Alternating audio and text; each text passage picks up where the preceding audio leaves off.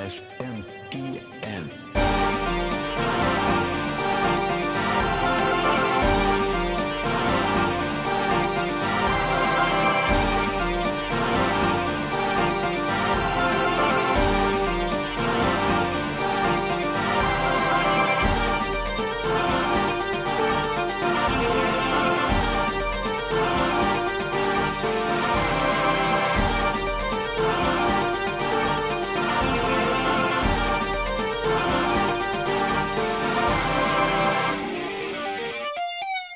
How's it going, everybody, and welcome to Shin Megami Tensei Network Link 174. I am your host, Spencer Presley, and joining me this week is a very, very special guest who apparently loves Persona 5's dungeon so much he had to come on the show to defend his ranking choices. Adam, how's it going? Oh, it's going good. How are you? I'm glad that we were able to get you on here. I've been, ever since redoing how I wanted to do the show of like getting as many different people in the community on, I was thinking about this of like I had actually planned on asking you to come on. Oh my god, how old is your Okumura dungeon video now? Like what, 9 months old?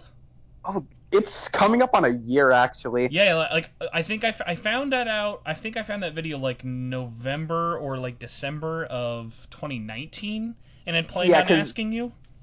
Yeah, because that's about when it started to actually like get views. Because for a solid 6 months or so, we was just stuck at like 3,000, 4,000 or something.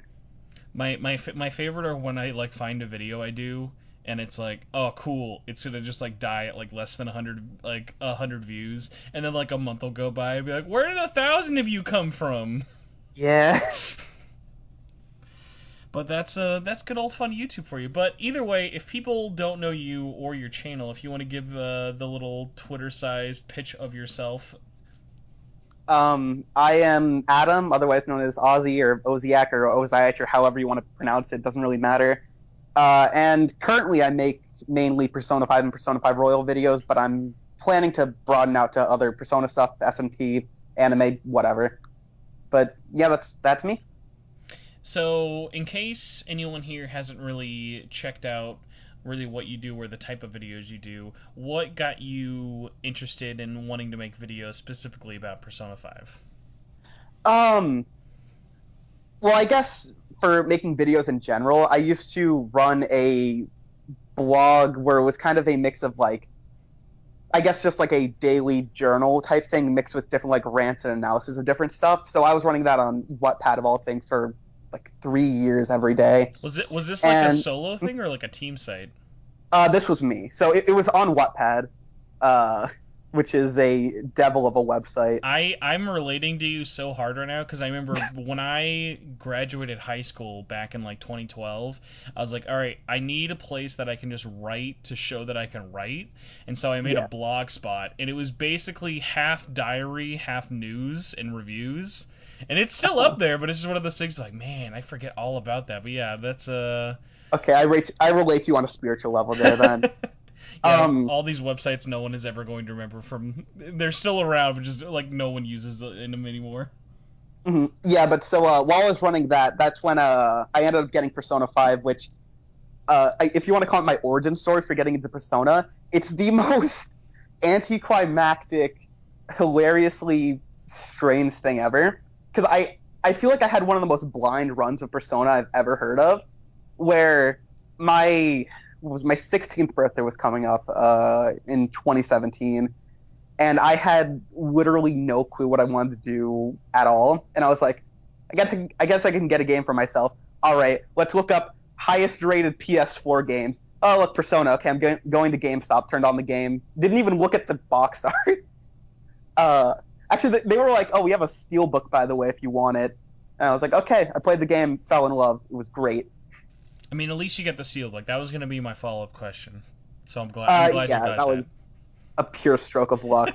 So I played the game, fell in love with it, and the final kind of piece that led to what my channel is I was a huge fan of Sequelitis, which is by Egoraptor, if you don't know. R.I.P. And kind of, merging my kind of analytical love, like just about talking about whatever, my love for Persona and my love for that kind of like cartoony comedic analysis, but still trying to get to a point, all merged into the video that will torment me for the rest of my life.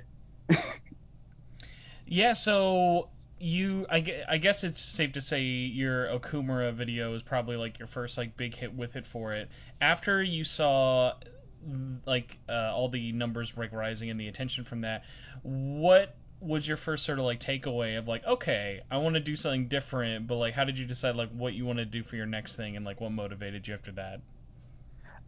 The funny thing with that is I had actually been, because I never really aspired, I guess, becoming what you would call a YouTuber. I was just like, I'm going to put out this thing. I don't even remember my specific motivation other than this is something I'm passionate about talking about. Because I had the idea for the Okumura video for a solid year, like a year and a half, before I actually ended up releasing it.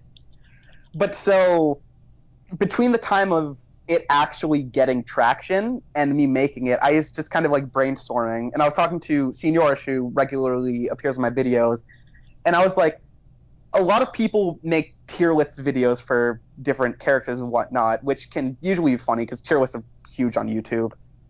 And I was thinking about getting that format, but putting some spin on it, which ended up being a mix of two things, which is one, adding a bunch of animations to it to kind of keep it visually appealing, and also another thing, which I had no clue what it was going to be until right before I made the video, which was making it a sort of game show at the end without telling my co-host about it.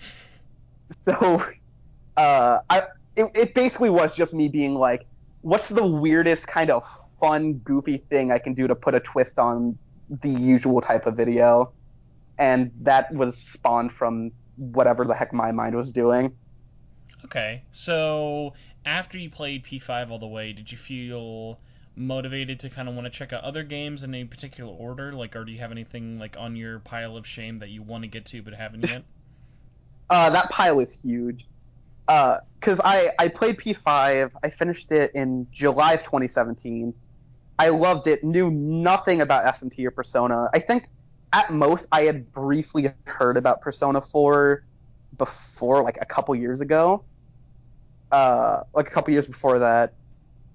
And so I was just kind of looking around, doing all my research. I got into Fither, actually. Fither was one of the big ways I was able to kind of broaden my horizons and see a bunch of different games in the series.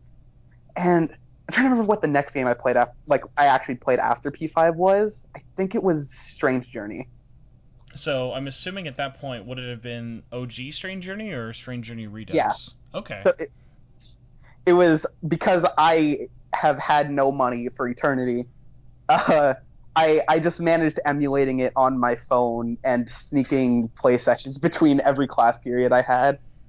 Oh man, yeah, the joy of DS emulation on phones is like, it's almost criminally easy. Yeah. So that's got to be such a weird jump of going from P5 to Strange Journey. So what was that like for you? That was I guess a wake-up call to how different a lot of SMT could be. Because I feel like, because I'm someone who very much, I don't actually play a lot of games a lot until like way later than I actually know the bulk of it. I'm very much, there's this thing I'm interested in, I can't get my hands on it, so I'm just going to research the heck out of it and just find out every facet that I can without actually having played it yet. But a big misconception I often see is people who are trying to get either like Persona fans who are not wanting to play SMT or just people trying to get people to play SMT. They're like, yeah, so SMT is Persona without the social stuff, which is doing it a big injustice. That's like, yeah, that'd be one of those moments where if I overheard someone say that, I'd have to like be the like total comic book guy moment and be like, actually, hold on, I need you to rewind that statement. Yeah, so there's a big distinction with that stuff. But yeah, so it's like a whole other world, especially since Strange Journey is based on Etrian Odyssey? I forget how it's pronounced. Oh, no, I mean, obviously, so yeah, that's the bit of the weird thing of, like, Etrian Odyssey being, like, a first-person roguelike-ish kind of game, but Yeah. then the first-person dungeon crawlers, like, they have a lot of, like, very similar sort of visual distinctions, but then, like, because I actually had a conversation like that come up of someone was talking about, okay, what's really difference between, like, a regular first-person dungeon crawler or, like, a mystery dungeon, and so it's, like, a lot of it is, like, usually the aspects of the gameplay, so, like, Etrian Yeah. Odyssey has a lot of similarities in certain ways, hence why we got stuff like Persona Q, but like Yeah. at their cores they're pretty different. Because Strange Journey is very much just like a set map, and you're working your way around that, right? I mean, as much as you can look at like a completed map of anything on Strange Journey and go, "Yep, that makes sense." like Yeah. if you, like you wouldn't be like for like no one would get mad at you if you if you took a picture of a completed floor in Strange Journey and be like, "Is this not randomized?" Because it just looks like someone just threw up on the map. Yeah. It can get very I don't know if tedious is the right word, but it's a I think as good of a way I can describe it without it sounding like an insult, it is laboriously labyrinthian, if that makes sense. Yeah, I can agree with that. So wow, that's an interesting jump. So what is so obviously you played P5R. Actually, I want to put a little footnote in this for P5R because is that your first game in the series you picked up at launch? Uh, I believe so. Yeah. So what was it like for you going back to a game like that so soon after beating P5? Um. Hmm. I mean, for me, it doesn't feel soon because I guess like having more experience in the series, like you, because you've been running this podcast for like 8 years and have been invested in the series for I don't even know how long. For me, it's a much longer feeling uh, group of time. So it like P5 was my favorite game until Royal. So it very much felt like even though I played P5 a lot, it still felt like enough time had passed where jumping into Royal, even though I memorized all the like the plot beats and everything, it still was a sort of breath of fresh air to get back into the game. So it was interesting. It was very much a massive investment of time. Is it your 2020 game of the year so far?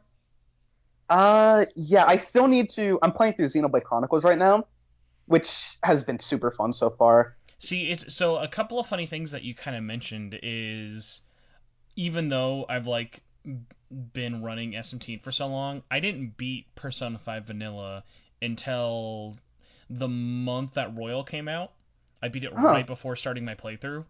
I just had a bunch of factors always get in the way. Like literally, like I had started and made progress through P5 multiple times, but it just I had various little things like kind of get in the way for me seriously getting through it playthrough.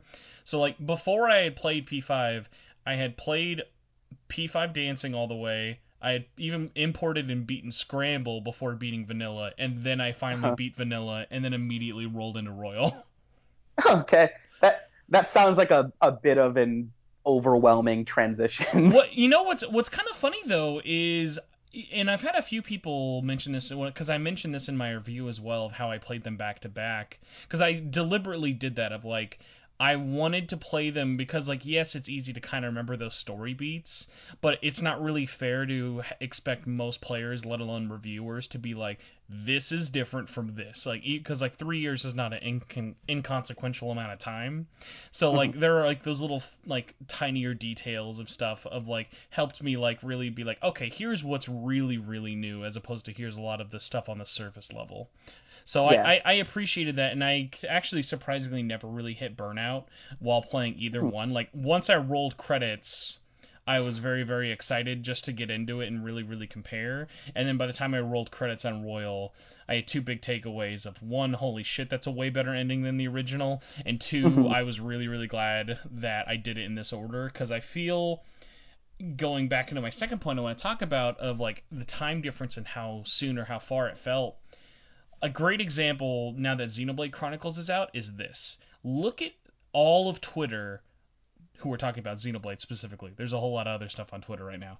Look at all of Twitter talking about Xenoblade Chronicles and all of the old and new fans coming together and being like, holy crap, this is amazing. This is a 10-year-old game. Like, this is beautiful. This is amazing. The gameplay, the story, the characters, like, everyone is just gushing over everything new and old about this game. And then look at what happened when Royal came out. Royal's a great game, but especially from like everything that I saw on all levels of the community, the pool of players who were entering Royal for the first time in the series was so small by comparison. Royal felt like everyone coming back, whereas Xenoblade Chronicles is like, hey, we're re-releasing this game for the first time in 5 years and remade for the first time in 10 years, and it really felt like more of like, hey, this is really like what Royal should have felt like make that re-release kind of feel more special and grander. I mean, I think the thing with that kind of makes a big difference with that is Xenoblade Chronicles was always more of like a cult classic. So it had a much smaller pool of people who were actually like the game who had like bought and played it all the way through. Even with like the 3DS release, I don't know many people who fully played through that version without having already played the Wii one. So now it's being, after obviously like Shulk being in Smash will make a huge difference. Xenoblade 2 having released also, broadens that audience. Switch, obviously, like those three factors give it a much bigger modern push to kind of get those old fans who had already been like super invested and super present, and the new fans who are super engaged and curious about like what's all this insane hype for the game. While with P5, I don't know if it's the best-selling Megami Tensei game. I know it's the best-selling Persona game. It is the best selling in the series. Yeah, so like that's obviously, a big push where most of the people who were going to get this game have already gotten it, and it was only like 3 years ago. So with Royal, even if it is this like step in advancement over the old one, it's a much shorter gap where people are like, well, this game was already trending just 3 years ago. It's not really any surprise to just jump right into this next one as like a new person. Oh yeah, and I mean especially like Xenoblade Chronicles also didn't release on the same platform. Like it's not like Definitive Edition is a Wii game. This is a whole different console on top of the fact of like you were saying of which is so funny, like that we're talking about Xenoblade is the smaller series in retrospect, but it is funny when you think about it of like one is published by Nintendo, one is published by Atlas, and yet the bigger publisher, it's the niche series. So yeah, it's kind of funny when you put them by comparison of that. But I mean, also looking at other things of like every year after Persona 5 released, there was another Persona game that people could buy in the meantime. Yeah, there was a lot of like, I guess, linking up, especially with 5 and also applying to like Persona 4. There's always some form of new content that you can look forward to with Persona. So you're never really, at least with me, it's never that feeling of like, man, I wish something new happened with these characters, because you know it will happen. You know what? That's what's, especially as someone who's imported Scramble, that's what's such an interesting time if you're an Eastern fan of the series. Like if you're in Japan, there's nothing announced. Like yes, there's SMT5, but like if you're curious about like what's next for Persona, outside of rumors and speculation, like hey, Scramble's been out since February, and obviously there's no big announcements for Japanese games anytime soon. I think the soonest thing would be like TGS, which has been canceled, but they said they're going to do an online showing. So like if you're a Japanese fan, you're going to be a lot more radio silent than Western fans. Like one of my biggest surprises this week was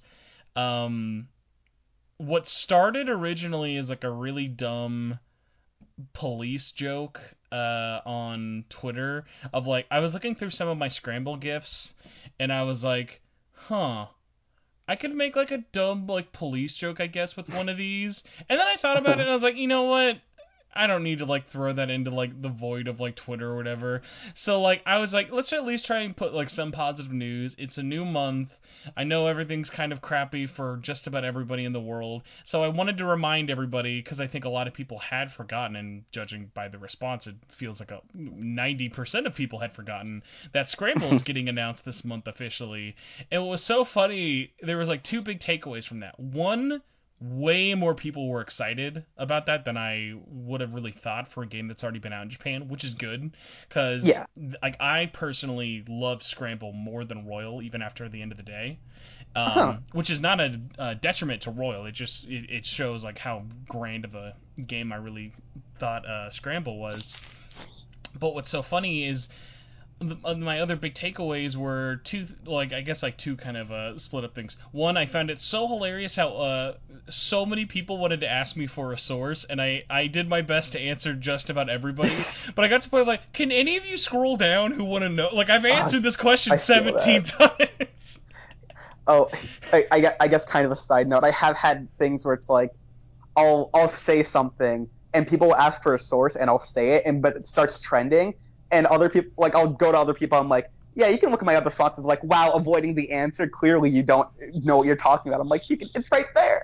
I will say I loved because I would even respond to like quote tweets who would be like increase doubt face or whatever. I'd be like, hey man, like come back to me at the end of June. I will eat a humble pie if nothing happens. But it's like I even have like mentioned to people, it's like, listen, this announcement has already been delayed multiple times. The world is crazy. It's not even impossible that things get pushed back, because obviously even things like the PS5 event got pushed back this week. But it's like I want like one of the big reasons I made that tweet was like I just wanted to like kind of like let people know like, hey, there's like some good Persona news coming this month, because like when I saw those leaks big quotations, leaks from like forums of like, dude, Persona 6 is getting announced, SMT5 is getting a gameplay trailer. I'm like, guys, you are getting one game. You are getting Scramble, and that is it. Those leaks killed me because they're very much from the perspective of someone who's like a huge anime game fan, and clearly the only things that got leaked somehow were the popular the popular anime games in the West. Who would have guessed?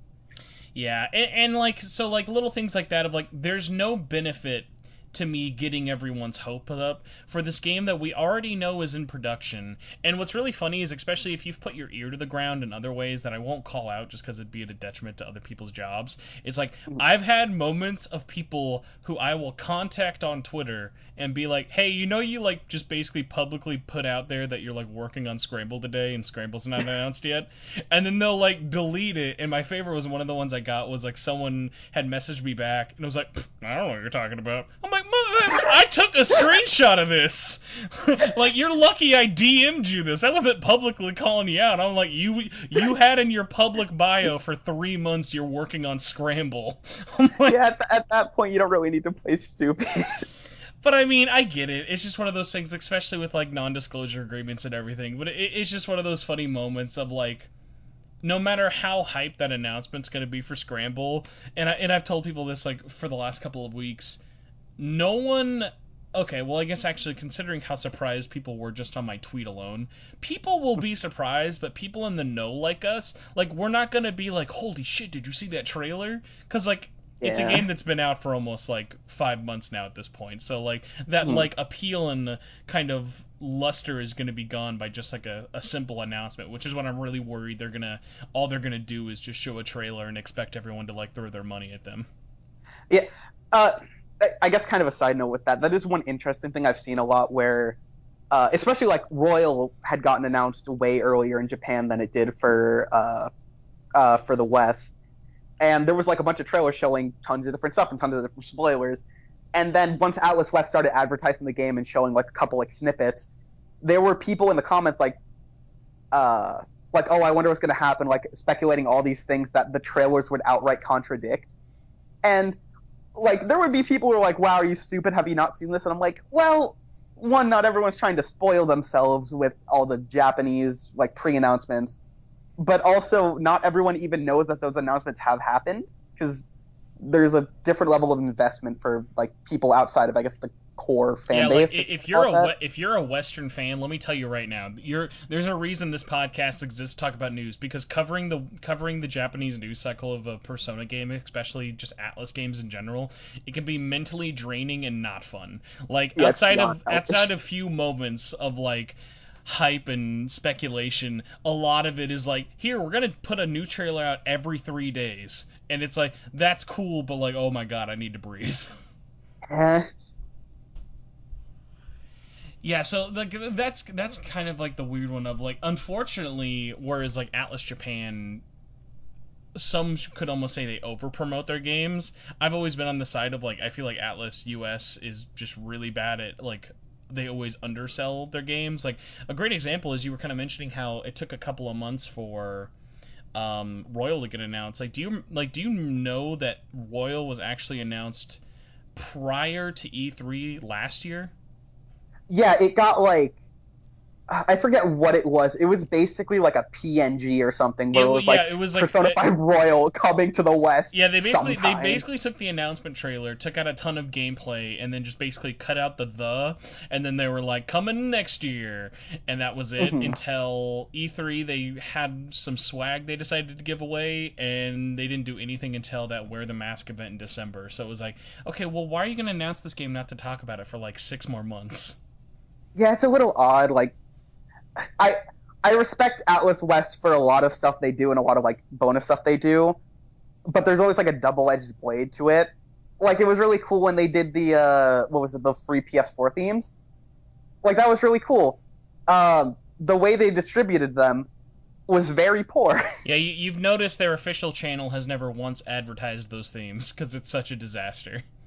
No, I remember seeing like a bunch of tweets when it happened. Like, did you guys even know about this? Yeah, what's really weird is like, because the way the PSN server ping check for those worked is they only set up the ping check for people playing on launch day or after, and then I had beaten the game before launch, so like I was like, oh. So I don't get any of these unless I contact Sony. And I'm like, yeah, I could contact Sony, but like, I really don't care about the themes that much. But it's just one of those things of just like, okay, yeah, it's just like well-intentioned, but like a couple of holes in the plot. Mm-hmm. So, actually, just because we're on the topic of it, I'd be curious, where are you at as just a fan in general for Scramble in terms of whether it be hype or stuff you've like, have you gotten your hands on the demo at all? I played the demo. I was actually playing it like the other day again. The interesting thing is, even though Royal, as it stands right now, is my favorite game of all time, before its release, partly because I was working on a video that I desperately wanted to finish before Royal released, I was kind of hoping it would come out a little later. But beyond that, even when it was just like, because Royal and Scramble were announced a day apart, at least in Japan, and even though we'd barely seen anything of Scramble, I was like, yeah, much more hyped for this because I've already played Persona 5, so as much as this might change, it's still the same game I already know. While Scramble is one of Muso, which like I adore, like all the like Warriors types games. Those games are super fun. And when they announced it was going to be a sequel, I'm like, all right, this is going to make my day. Well, you've just earned a lot. You've earned a lot of brownie points by publicly saying you're a fan of the Warriors game. So thank you. Oh yeah, yeah, because I have like 200 hours or something put in Hyrule Warriors Deluxe as of now, and I'm still trying to 100%. Do you want to know a really depressing bit of Dynasty Warriors news that came out this week that like no one really has talked about? Sure. So you know how PlayStation's doing their Days of Play thing where a bunch of stuff is on sale and they have a whole bunch of new games on their greatest hits line? Uh-huh.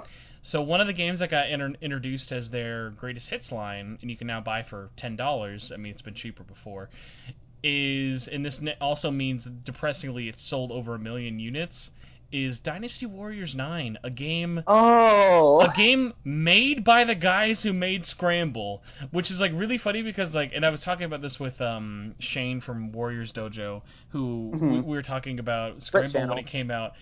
We were talking about, it was like, Dynasty Warriors 9 is one of the worst Warriors games like Omega Force has ever made, and their next project was Scramble. Like, how amazing is that they were like, hey, which one should we make like our best game ever? Yeah, we'll do the spin-off.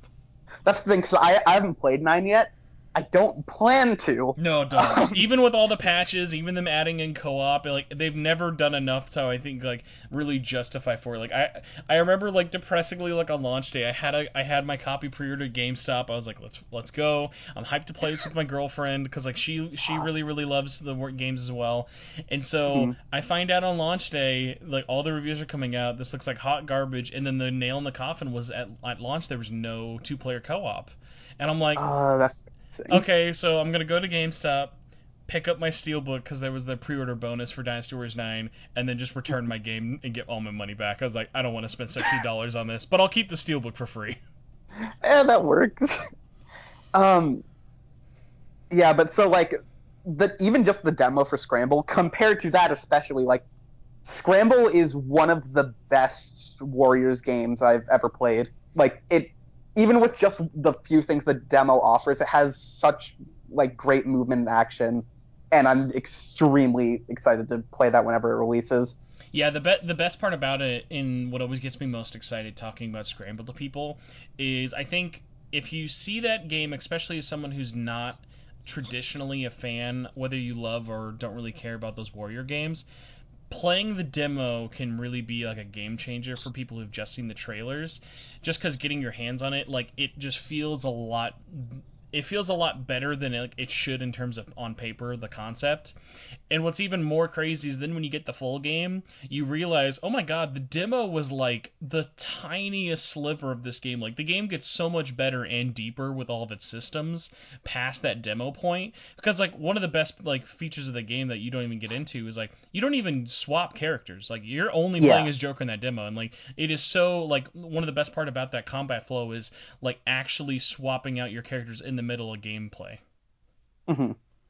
So yeah, I'm just like, come on, Atlas, release this game so I can just tell everyone, if you still think Royal is your best game after Scramble, we're gonna have to have a very, very, very long talk. Yeah, well, because I know what was it? Looking at I think we're gonna get into this later, but looking at like the surveys that Japan had, like they are begging for a sequel over there. Oh my to this god, game. yeah, like that's one of the most craziest parts of like. Because I haven't really followed a lot of like Japanese Twitter post-release. I was following it very closely when I was playing it, but like, yeah, like the fans' reception from that game is way more than I would have like thought. Because like, and if you look especially on like Japanese Twitter, like people are still doing art of Zenkichi and Sophie like all the time. Like those characters are more popular than some of the like actual Phantom Thieves members. Well, that's one of the interesting things for me is there were a couple like Western accounts that I saw reviewing the game, and a lot of it was like it's like a 7 or something, like an 8. It's okay. And then I look at the Japanese scene, they're like, we need another game of this. This is phenomenal. Why haven't they done this before? This is an awesome idea. Yeah, it's so funny, especially when you like look at it of like Scramble. I don't know if you've seen through any of the interviews, but like with the development time, Scramble had more dev time than Royal did. Even though Royal was in development for like 3 years, like Scramble was in development for like I think 3.5. Well, yeah, because Scramble had to basically be developed from the ground up, from what I know. Yeah, compared to Royal being a translation, I guess. I'm so ready. My dream scenario I'm willing into existence. I've not been putting it out too much publicly, but just like anytime I talk about this, I'm like, if Atlas USA wants to just like win everyone over, when they announce that game, just shadow drop the demo and let everyone play it the same day it's announced. Oh, absolutely. That would be insane. I need that. Exactly. I've not brought up the idea to anyone who's like, oh, I don't know, that might not be a good idea. But the sad part is everyone then universally kind of sulks back, and we all go, it's too good. They wouldn't do it. It's like it's too perfect. That's like why we think it can't happen. Well, that's actually been a trend with a lot of like Eastern games recently, which I adore. It gets me into a ton of different like series of actually being like, I'm gonna get this, where it'll be like, here's the announcement, either today or like in a week, the demo's releasing, try it out. And it's like, okay, I might as well give it a shot, and then you're hooked. So, yeah, that strategy very much works. Another thing I wanted to hit on really quick, I just remember what I was going to say, is for people who are like watching it and kind of like wondering if it's if the gameplay flow actually works super well. I remember seeing an interview where the creators of the game were pondering like how to do the combat, and what they ended up going with was where whenever you summon your persona, the game kind of freezes, and you can use whatever ability you need to in the time being. And they were like, yeah, we didn't think this would work. This is kind of a weird idea, but in execution, which shows by actually playing it, it works super well and is like super fluid. Yeah, like the moments of where they decided to incorporate the actual RPG sides of it works way way way better than it does. Like kind of in a way of like when I was playing Final Fantasy VII Remake of like it's an action game at its heart, but the ways that they incorporated that like base RPG system from the original still shine through in really interesting ways. Definitely. Well, before we actually get into news, God knows, like, what, 30 minutes into this introduction, have you picked a platform you're probably going to pick up Scramble for, since this one's going to be Switch and PS4? I keep flip-flopping because on one hand I'm like, I have all my Persona games on my PS4 and it's going to be running at 60 FPS, so I could just stay dedicated to that console for it. On the other hand, I really like my Switch controller because I have a Pro controller and that thing's super comfy.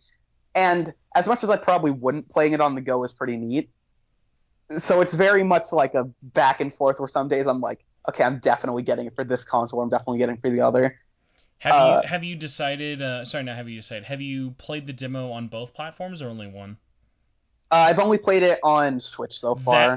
That would be why. I highly recommend if you just ever want for like shits and giggles, go to the Japanese store and play it, because the demo dropped first on Switch, and so most people had this effect of playing it on Switch, being like, oh dude, this looks great, because like when you're playing the Switch version, like it looks just like you're playing P5. And it's like, oh, this is great, like this runs fine, like because P5 generally runs at 30 frames, even Royal. So like so you're used to it. It doesn't seem that jarring, and then when you play the PS4 version, you have like the Galaxy Brain moment of like, oh my god, this game looks so good. Because I've seen the gameplay comparisons, and like the PS4 version is surreal to me because I'm like, it should not look this smooth. This is too much. This is too clean. Yeah, it's like so weird that like even just little things like the character models and the environments, like they all look better than Royal, which like on paper seems insane, but it's like, well, no, like they're a different engine. They like obviously like my only little one nitpick about everything, and this is just because blonde hair is so hard to get right, especially when it's like short and spiky, is Ryuji's hair looks a little off in their engine, but like his hair is always kind of hard to get, like especially because the way they kind of use their shading in P5. So like outside of that, like everything else in that game is pretty much like, yep, this all universally is way, way, way better looking than Royal. Yeah, I feel like, I'm just going to commit now. I'm going for the PS4 version. Well, because I guess if I need a little more incentive, I are at least a little better on PS4, so that's something. Plus, you get those sweet, sweet, sweet trophies. You're right. And thankfully, following the trend of Royal, I don't know how you felt about Royal's trophy list.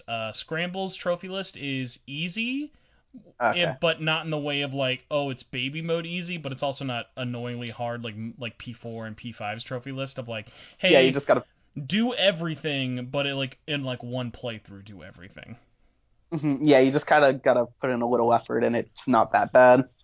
Because like the hardest one in Royal was like, what, Kill the Reaper? Yeah, which is so funny, like comparing the two trophy lists, especially because like with the flu season bug in P5, it's like that killing the Reaper is no issue, whereas like the fact that that's the hardest one, like the only real trophy you'd have trouble with is like stuff if you didn't know you had to do by a certain time, like overheating at the bathhouse or other little things. Yeah, it's just like small little things to kind of like reward you for exploring, which I like.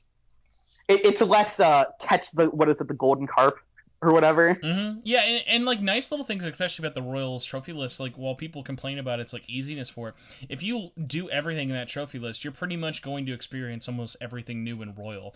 The only little differences that are, and I kind of get why they're not trophies, especially because after they have the award system, I wish they would have at least tied in something to incentivize the player to go to the Thieves' Den and also check out any of the new super bosses. Mm-hmm. I mean, I wish the super bosses had more tied to that. I do know Thieves' Den actually. I don't know if you've 100%ed it. I've like in terms of like getting all the awards and stuff. Yeah. No, I've not done that. From what I know, I could be wrong about this. From what I've heard, I believe 100%ing it, which this is just a bonus for people who are dedicated to the game. I believe you can just summon personas for free if you do that, which is interesting, I'm not. to say the least. I'm not checked on that because I only know a handful of people who've really done that. But I mean, I will say I'm at least glad that they have all those extra little achievements and stuff to incentivize it. Because like, hey, if you want like a game that's going to give you a whole lot of bang for your buck, all of those extra achievements are right there for all the people who thinks the trophy list is too easy. Oh, absolutely. Well, how about we finally get into some news, which is definitely going to be way too easy because I am really excited to see what you think of this week's weirdest news. I think it's safe to say this is the weirdest news. So, Oh, it's some huge news, huge. to be fair. So as part of Sega's 60th anniversary, and if you're in America, you're forgiven. You're going to be forgiven for forgetting this is a big deal. Because I feel like unless you're in Japan, Sega in the West really hasn't been boasting that they have a big anniversary going on. So Sega decided to announce the Game Gear Micro. And this is their latest attempt at making new hardware internally.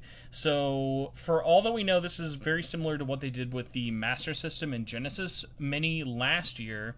And safe to assume this is also M2 doing all the emulation and everything. The only thing that makes this so weird, I think actually there's a lot of things that make this weird. There's a couple things. Yeah. It is a 1-inch screen. And if you've ever held like the best way for anyone listening to this to kind of get the comparison, imagine holding a Joy-Con. It's smaller than a Joy-Con in terms of buttons, and the screen is in the middle of the Joy-Con and 1 inch wide. So very, very almost like keychain-like tininess. And what's so odd about this on top of everything else is that it's about $50 for one of these things. They take AAA batteries, I think, and it's about the size of a battery now that I think about it. Yeah. It comes in 4 colors, and here's the catch. Each color has 4 specific games. So if you want every game, you need to buy all 4 of these $50 little keychains. So starting off, we have the black, which comes with Sonic the Hedgehog, Puyo Puyo Su, Outrun, Royal Stone. We have the blue, which comes with Sonic and Tails, Gunstar Heroes, Sylvan Tale, Baku Baku Animal. The yellow one, which is basically just a Shining Force machine, has Shining Force 1, 2, and Final Conflict, along with Nazopoyu. And the one that probably everyone listening to this is going to be tempted to import, and I'm currently struggling with my own internal battle, is the Game Gear Micro Red, which is the Megami Tensei Gaiden set. This has Megami Tensei Gaiden Last Bible, otherwise known as in America as Revelation. We have Megami Tensei Gaiden Last Bible Special, which is a different game. It's just a very, very terrible way for you to know if you've never played it. GG Shinobi, and what a weird columns. What a like a RPG puzzle game. Oh, of course. I mean, I love a good puzzle game, but like and especially as more of like a Puyo fan, I would have at least appreciated another Puyo game as opposed to Columns, because like Columns to me has never shaken the thing of like Columns just feels like the poor man's Tetris. I don't know. Of all things, to put that, because I would have expected maybe like put Columns with Puyo Puyo, kind of like, because a lot of these have like consistency of what their topic is. But of all things, Columns with Megami Tensei, I just can't get behind that. Yeah, so Adam, it would have made more sense to put Puyo of anything with that. So Adam, I don't know how much Sega nostalgia you have, and judging by the fact that you were born after the year 2000, I'm willing to bet you have never even held a Game Gear in your life. Yeah. What does this news do for you? It's definitely interesting. I think, again, the only one that really interests me is potentially the red one. I mean, it looks nice, but then again, I have no clue how this is going to look when it's just a tiny little brick in my hand. But, like, I don't have any nostalgia for basically any of this, because I was born in 2001. When was the Dreamcast released? 1999. Oh, You geez. you were Yeah, so born you were born the year that Dreamcast got discontinued. okay, yeah, so like Sega consoles for me, which it's not like I'm foreign to all the like stuff involving them, all the games and stuff, because I keep up with like gaming history of all sorts.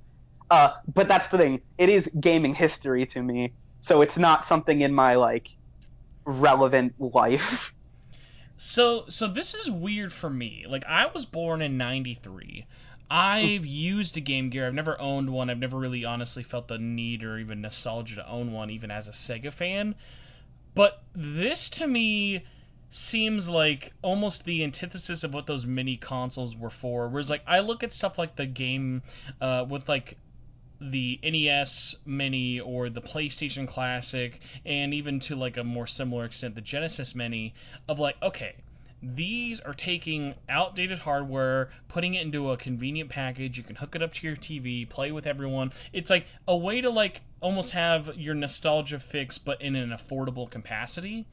Whereas I Without look, taking away from the main experience, mind you. yeah, because like you're still hooking it up to a TV at the end of the day. Whereas I'm looking at this and I'm like, this just seems like collector bait. Like this like is gonna be for collectors. Like it, because I even had to like I was talking about this with Gnarly like 2 days ago. He was like, "Oh, I'm gonna import it." I'm like, "Why?" Like it's in Japanese only. If this even does come to America, which if it does, I'm betting it only comes in one color because I know because if you I don't know what the stores are like where you live, but like we are flooded with those Genesis minis. Like they cannot sell them at all the stores around here. I've seen it.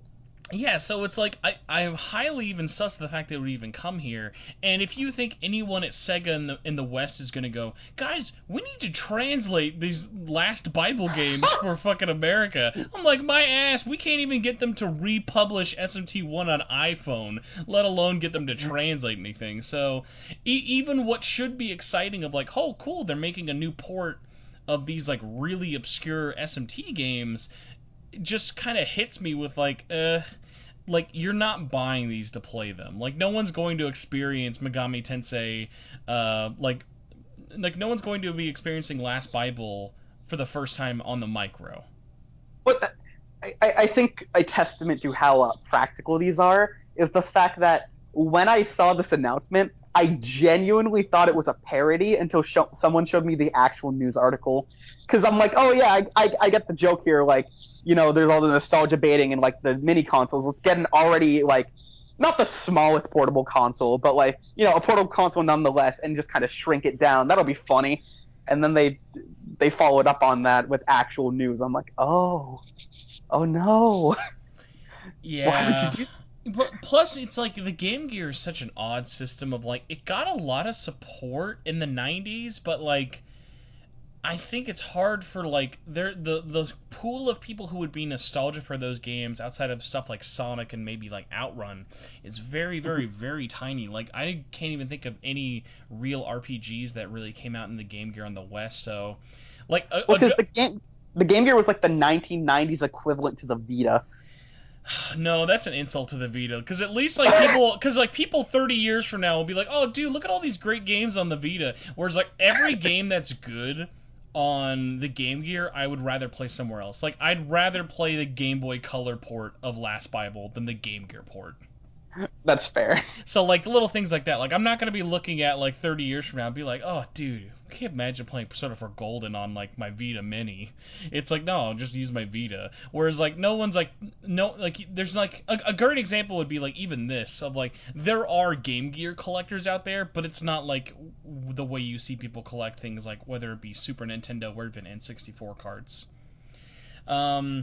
It sort of sucks because even though I do all of this criticizing of it, and I've thought about it so much this week, like way more than I should, especially for someone who's not even buying it, it's just like it riddles my brain with like I hate that they're doing this in this form factor because I think there is in theory a cool thing they could have done with like, hey, let's just make a full regular size Game Gear but load it with like as many games as possible. Sure, have your different colors if you want, but like this way, like going back to my whole thing, if it's only satiating collectors and like all the big collector sets are selling out and a whole bunch of other things for it, so it's like you're gonna make your money for it. So it's like they have no real reason to listen to us. And at the end of the day, if I don't end up ever playing another Game Gear game for the rest of my life, I probably will be fine. Yeah, because like there's no practicality to this, because even like let's say you get them all and you're not like porting them from Japan, so you're a Japanese consumer. For $200, you're getting 4 small keychains and 16 games that are inferior ports to most of their other versions. Yeah, because especially if people don't know the power of the Game Gear, it's like the Master System, which was similar to the NES, but a little less, and the screen was a lot more like kind of squanched in.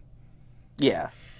Yeah, so hey, just wanted to let everybody know that is the thing that exists. I've pretty much have done nothing but look at it and kind of shake my head and try to scare people away from buying it, especially because a lot of people, just because of the way this has been getting reported, are thinking that these are going to be in English, whereas like anything you're going to want to import, none of those games are going to be in English at all. Yeah. So, bad news out of the way, and kind of going into other things we were talking about. I'll let you pick. Do you want to talk about the Persona 5 Scramble survey first, or the director's thought on potential sequels? We can talk about the survey. Okay. So, recently, the Persona 5 Scramble, and I'm not going to do the full name because it's very, very long, had its survey results posted out, and Atlas does a lot of surveys, as the West might know, because anytime a Japanese survey mentions the Switch, every Western reporter gets their panties in a bunch and goes, oh my god, guys, P5's coming to the Switch! And or Persona 3 Remake. They'll ask it every time. I still don't know if that's an omen. I don't know, like, I was talking to someone about this recently, like, I physically don't know what goes on in people's heads for them to just be so confident. They're like, yeah, P3 Remake is coming. I was like, guys, Persona 3 is not Final Fantasy 7. Like, there are fans who want a remake, but, like, that's not an instant winning sales hit. Yeah, like, Persona 3 is very much a cult classic. Like, it's a good game, but it's not, like, the game. It's no Tokyo Mirage Session Sharp FE. That's what we really of course. need to say. I got someone, like, upset with me because they were like, of course P3 Remake is happening. If they're going to port Tokyo Mirage Sessions, obviously they're waiting to reveal the big one. I'm like, both of these were just as big in the West from what I can tell. What I love, especially when it comes to people who ever talk about TMS, of like, I think a lot of people forget 2 things. One is that is a Nintendo game. Like, yeah, so it was already, like, there. If it was not for Nintendo publishing and funding that game, Atlas would never have published it themselves. And that was one of my all-time favorite interviews I did with a old PR manager at Atlas West. Was I asked him, this was right at the, like, I think the precipice of TMS coming out. I said, if Nintendo, similar to, like, Last Story and Xenoblade Chronicles 1, if Nintendo didn't want to publish it in the West, would Atlas have published it in the Wii U? And he was like, nah, probably not. Like, when your own company wouldn't publish your game, like, for, like, because, like, listen, like, on paper, TMS is probably the most niche you can get. It's a Wii U exclusive. It is a crossover in concept, but execution is a J-pop masterpiece. Like, it's not an instant sell for the West, let alone, like, in Japan. So, well, that's the thing, because, like, it very much is niche to both Persona fans, SMT fans, and Fire Emblem fans, let alone the Wii U's audience in either country.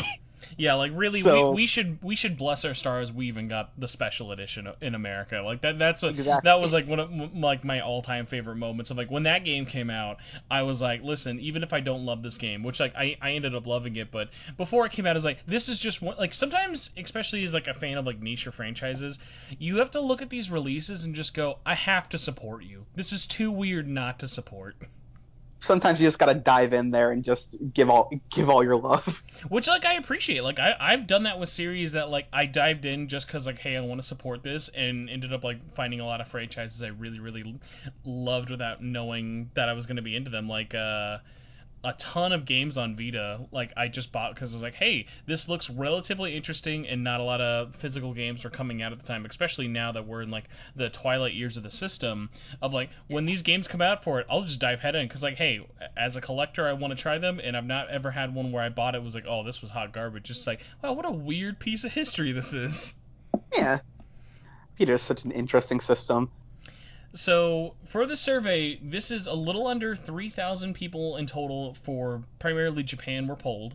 Uh, there are different little skews like male to female, but really we're just gonna kind of go over all the questions, and if anyone sort of piques your interest, Adam, just like let me know when we can talk about it. Hmm. So our first major question that was asked in the survey was, what platform did you play on? And I think this is probably not surprising, especially if you've looked at the sales that Scramble had in Japan. 75% of players played on PS4, and the other 25% were on Switch. So I'd be curious to ask for you, were you surprised how much better by comparison Scramble sold on PS4 compared to Switch? I'm more surprised that people were surprised by that fact. Like, there was a very vocal crowd who was going on about the fact that Scramble on Switch bombed in Japan. Therefore, like, either one, Scramble isn't like gonna do that well, or two, like, Switch fans are begging for something with like P5 and P5 Royal being on Switch, like begging for something they're not actually gonna support. And I'm like, no, the big reason is because it already had an entry on the PlayStation. Plus, Sony has an even bigger push over there, from what I can tell, than it even does here. So it's a very different, like, I guess, context. Yeah, it's got a whole lot of different like weird things going into it. But like my favorite is people will look at just the Switch sales for Scramble and be like, "Oh, dude, Scramble bombed. Like nobody bought Scramble." But like, guys, Scramble is the best-selling spin-off out of everything. Like it's all, it's like, It's done sorry, fine. my bad. It is the second highest best-selling one. Persona Q is still number one, but like. In Japan alone, Scramble sold over like more copies than Arena, which was the previous second place record holder at over 200,000. Hmm. So I think with worldwide like totals, it'll like once it finally comes out in the West, it'll easily take the number one spot. Definitely. So question number two, this one's a little more pedestrian, was which difficulty did you pick for your first playthrough? Easy was 21%, normal was 62%, and hard was 15%. An important number to kind of note about like the difficulties is, especially in Japan, they don't really like feel like a need, I feel like, as much as Western players do for like playing on harder difficulties, especially with like kind of Koei Tecmo games are very much like kind of tailor made of like their normal experience has been like, this is going to be challenging enough, but you're never going to get like frustrated with the game. Well, the interesting thing with that as well is, especially with Musos, a lot of people experience going in is just, I want to mow down enemies without thinking about it and just get that catharsis in there. Mm-hmm. So you don't really expect that many people to be picking a harder difficulty normally. Yeah, like really, beyond it's almost always like the collectors or like the people who want 100%. Like when you're going through, like a great example is like you put in, like you were saying, like 200 something hours of Hyrule Warriors. Like when I was doing everything in Hyrule Warriors, like I was doing all of those free battle modes, I was doing every difficulty. Just like I wanted to just like tick every box off as possible. Hmm.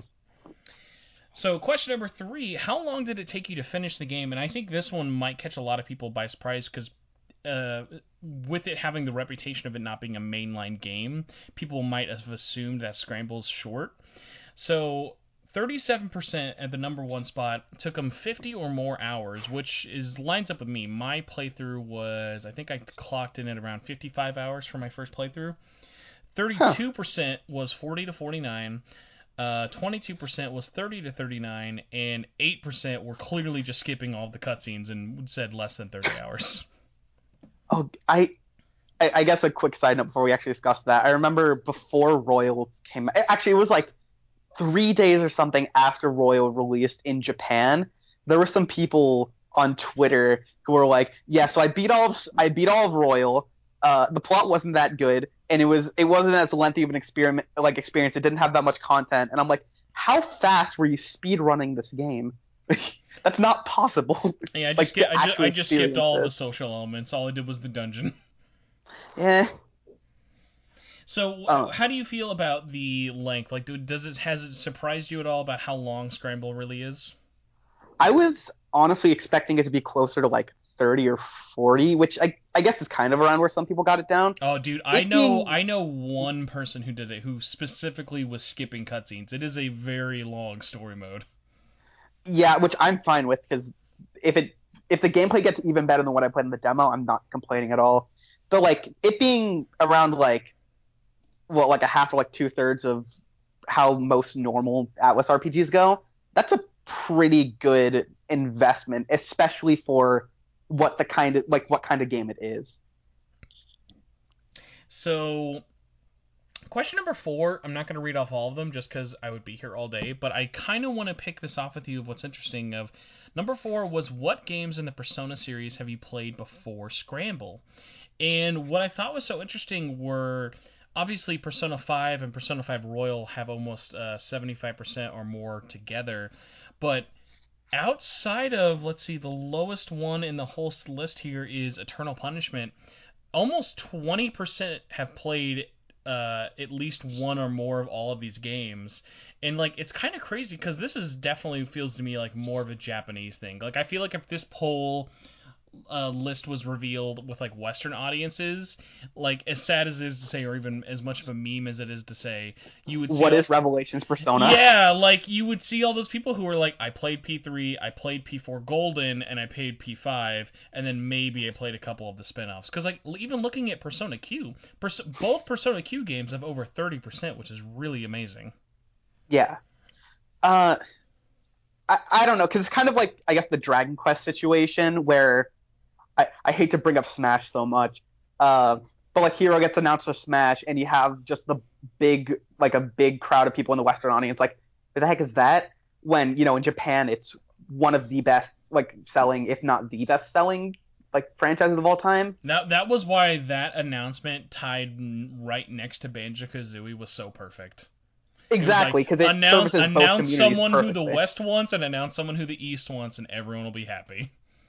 Or they'll just be mad at the other for taking a slot. Oh, man, that whole fighter pass was just 80% perfection to me. It was like, I couldn't have thought of it like any better for like all my dumb niche things I love. Like, I love Persona, I love Banjo-Kazooie, I love Dragon Quest. Oh my god, I'm a huge fucking SNK nerd. This is amazing. Clearly the last oh, it's Fire Emblem. Okay. I guess to defend my boy Byleth, I am a pretty big Fire Emblem fan. I love Three Houses. I knew going into it, like, when that direct happened, I was like, it's probably not going to happen. But if Byleth happens, I'm going to be the only one happy in this world. And it did, and I'm like, gosh, I'm just waiting for the flames, but at least I'm satisfied. I was never mad that Byleth got announced, because it was like one of those things of like, you've already given me this amazing 4-course meal. If you give me a mediocre dessert, I'm not gonna be mad. Like Byleth is not a bad character, so like, I'm fine with it. Like, really, the only negative. I'm not mad. I'm just disappointed. No, it's not even that. Like, the only negative part about Byleth's whole DLC pack for me was like, their stage is kind of boring. Like, that's about it. Yeah, I can agree with that. So like, out of everything, I was just glad to have another character. But like, for me, I'm in a weird sense of like, my experience of Fire Emblem is literally this: TMS, which doesn't count. Fire Emblem Warriors is the only game I've played to completion, and that's it. I've never played any other Fire Emblem game. I personally feel like you would probably enjoy Three Houses out of all of them. Oh, see, that's the thing. I know I would like love them. I love that kind of gameplay. It's just like, I've just never had that moment of like, okay, let's go, playing it up. Mm-hmm. That's totally fair. To everyone listening, don't buy Fire Emblem Warriors. Whoa, you don't like Fire Emblem Warriors? I found it very subpar. That's surprising, because like, I feel like a lot of people kind of view Hyrule Warriors like formula. It's basically just its sequel is Fire Emblem Warriors. That's surprising. Well, because that's the thing. Because I had gotten Fire Emblem Warriors, like, just hyped for it, being like, I love Fire Emblem. I love Warriors. I think taking the weapon triangle and translating it over is a pretty good idea. And I played it, and I feel like one of the biggest things that's just kind of like a personal thing for me, looking at Hyrule Warriors, one of the coolest things is you can feel, one, the love for the series, and there's like tons of like extremely in-depth, insane like references and like attention to detail for a lot of those characters. And beyond that, all of them feel very over the top in the best way possible, and they just take every element of those characters and crank it up to 11. And with Warriors, it was like, I don't really feel that. I just feel like this girl is swinging her axe real big. Did you It was play Fire Emblem first and then Hyrule Warriors, or did you do I had Hyrule played first? Hyrule Warriors first. Okay, that's interesting. I've not heard a lot of people have that opinion from Fire Emblem, but that no, I can definitely see it for sure. Mhm. How did you feel knowing that a lot of the people who worked on Fire Emblem Warriors were also working on Three Houses? Um, I actually didn't know that. Yeah, if you look at the credits for Three Houses, it's almost nobody from Intelligent Systems, and it's all people from Koei Tecmo. That's strange. Yeah, Koei Tecmo has been very, very busy. Like, there's a whole bunch of games that came out in the last couple of years that people probably don't even know that they were the primary developer on. Like, they did almost all of the work on Three Houses, and they also did Dragon Quest Builders 2. Huh. Yeah, so Koei Tecmo gets around, and more often than not get a lot of shit by just being labeled as the Dynasty Warriors company. Mm-hmm. So, next question in the survey we have here is... You know what? Just because I have you here, and I would actually be curious, we're going to go through the list of games for you, and I want you to tell me what is the chance of you actually beating any of these games the next 5 years if you have not already. Okay? Okay. Persona 1. Ooh. We've got a I lot, guess so you just got like to... a percentage. No percent. You got to go yay or nay. Like, in the next 5 years, will you beat these games? No judgment. I'm just actually curious, like, in terms of how much these are going. So, rapid round. Persona 1. Persona 1 is the most iffy of all of these. I'm going to be optimistic and put a yay. Okay. Actually, SMT if is the most iffy, but that's okay. This isn't on the That's list. true. Persona 2 Innocent Sin. Yay. Eternal Punishment. Yes. Persona 3. I'd probably go for FES, so probably no. I'm going to pretend you said Portable, because that's the correct answer. Dancing in Moonlight. Nah. Persona 4 Golden. I feel like you're skipping something there. Well, why say the lesser option? It's like why I didn't say Fez. I'm like, listen, you're gonna play the best version, or you're not gonna play it at all. Well, here's the thing. Again, this is very much coming from, like I said earlier, like I'm very much someone who researches into games and experiences it like a lot, like second person, before I end up actually playing through it. In my humble hot take, if I'm gonna put it that way, I prefer what P4 does over Golden, not from gameplay, because Golden's gameplay seems way better, but the actual way the narrative goes and kind of the tone of it, P4, like the original version, appeals a lot more to me. Much like my spirit animal, Hank Hill, I'm going to ask you politely but firmly to leave now. I'll probably end up playing both, if that's fair. Arena or Ultimax? I've played a little bit of Ultimax. I haven't played regular Arena, so for regular I'd put a no. Dancing All Night? Yeah. Dancing in Starlight? I'll give a yay for that as well. PQ 1 or 2? I'd probably get to both. We'll see, I have to grab my 3DS from its dusty little hole right next to the Wii U. I have to say, as someone who loves P5, I'm kind of surprised you've never played P5 Dancing. Okay, that's the thing. I technically own it. Listen, just because you own it doesn't mean you're going to play it, though. I know. Because it's at my dad's apartment, and it's downloaded onto his PS4, so I can't, like, take a disc and bring it over here. So it's just got to sit in there because my sister bought it, and I still haven't touched it for some reason.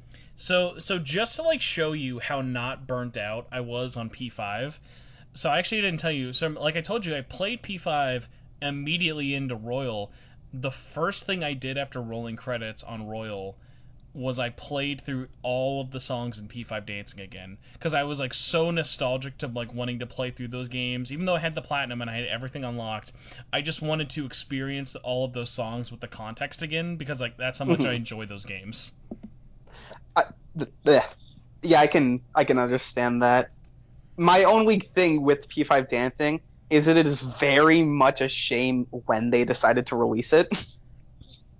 Yeah. Like, I feel like because yes, the timing of the releases was problematical. Splitting it was problematical, but also on top of it, that they just kind of gave up on supporting it. Because like, Why not just like, hey guys, what about when Persona Scramble Royal or Q2 came out? Why would you not release a DLC of those songs in the game too? Well, that's the thing with it, because like Persona 4 Dancing, I believe, is the last game to release for Persona 4. Technically, if we're not counting Q2, I guess so. Yes, and Okay. well, yeah, in that era. yeah. Mm-hmm. Yeah, so like that very much was a celebration of like the game and all the like spin-offs before it, and just kind of like being this last hurrah for Persona 4. And then when the two spin-offs came for dancing, like after that, like Persona 3 already had the history, so you have a lot that you can put in there already. Well, Persona 5 had Persona 5, and that's kind of it. Which the soundtrack's great, so it's not like you're lacking in options. How many times would you like to listen to the song River in the Desert? That is my favorite Persona song, but I'm also only human, and that is slight madness. I just love that game launched with 3 versions of that song on a list of less than 30 tracks. like you're like squeezing every little bit out of that song, like. Because especially after beating Royal, like I would pay, and I know this is blasphemy to say this, I would pay $5 just to watch a music video in Dancing of I Believe. Like that song should be in Dancing so absolutely. Bad. Oh my gosh. Yeah, I can totally agree. Or if we wanna do the big brain challenge, add what is it, Our Light? Oh yeah, I mean even just like the easy choice, although this one actually would be a little more complicated because another thing people don't know is Scramble's soundtrack was the first Persona game in a long time where Atlus's sound team didn't work on it. So like that's all Koei Tecmo's like composers and stuff, so there'd be a little bit more of a licensing trouble. But like everybody I know who's, even if you haven't played Scramble, that game's soundtrack kills it. Oh no, yeah, again, I have to wait to play the full thing. I've teased myself a little bit with the full soundtrack. From what I can tell, that probably will be my favorite gaming soundtrack when I get my hands on it. Yeah, all of like the boss themes, all the lyrical songs, like everything really really kills. And like because one of the best parts is like the only people, at least that I know of, who worked on the soundtrack of P5 for Scramble is they brought back Lotus Juice to write lyrics and Lynn to sing those lyrics. Mm-hmm. Which, Lotus Juice writing lyrics for any song is usually a win. Well, I appreciate you winning back that. You've now won back the points for your previously bad take with the Lotus Juice compliment. So thank you. So our next question is, I'm gonna kind of skip this one just because this one was such an overwhelmingly large answer. Was what factors did you focus on in terms of requests, which are the side missions? Just pretty much skip everything. Almost 70% of people just did everything, which I feel like when you're playing those kind of games, it's like why not just play as much of the game as possible. Get the most out of it. Question number 6. What was the most memorable city/destination? So out of all the cities in the game, there was Sendai, Kyoto, Sapporo, Osaka, Okinawa, Shibuya, and then others. At the number 1 spot was Sendai, which I was actually kind of surprised by, but I guess this is a testament to the location choices they pick. All the cities just like actually were so solid. When I thought of this answer, I was like, oh, I'd have a really hard time because there wasn't a city I didn't like. Mm-hmm. Question number 7. If there was a sequel, what famous spot would you want the Phantom Thieves to visit? And this one was a lot more nebulous just because a lot of people were like, okay, well, it was a very open question. I'll at least say this. I appreciate that even people in Japan are sick of Japan, where the number 1 most common answer was overseas. Leave Japan, please. Get out. Every game but like 4 are in the same city. Can we please leave? Mm-hmm. Right. Well, yeah, because the most overwhelming answer beyond that was like, what, New York? Mm-hmm. Yeah, so at least for you personally, if you could have like a weird like what if scenario added into Scramble of like a crazy city locale, what would you want them to visit? I kind of do agree with the idea of like you already did your world traveling just kind of isolated to Japan. If they were gonna go like fully global, I feel like Paris could be really interesting in terms of like 1, design, and 2, like actually like how you'd maneuver around. I mean, that was like gonna be one of my picks because like all of their personas are all thematically like kind of taken from like that era's literature. So like it pretty much is like teeing it up anyway. Mm-hmm. Plus, I think actually one of the reasons why like Futaba's Palace, for example, is so memorable is because it has that Egyptian aesthetic that you just don't really see in other games like that. Cause, No, like, yeah, it puts you into like a different culture and kind of gives that unique vibe to it. yeah, exactly. So our next question says, what Phantom Thief member did you use the most? And I just gotta say, one a complaint and then one props to Japan. Number one, how vanilla was everyone doing this survey that almost 2/3 of the votes were for Joker? I mean, I get the rationale because there's a lot of like, I guess, he has a billion different options compared to the same static people, so it makes sense. So, yeah, but I mean, I'm just gonna guess just because he's just so popular in terms of like his look and like his feel with it. I'll at least say this: shout out to Yusuke coming into the number 2 spot with a very lower number of 231 votes. But as a big Yusuke lover, I was happy to see him. I gotta say this though.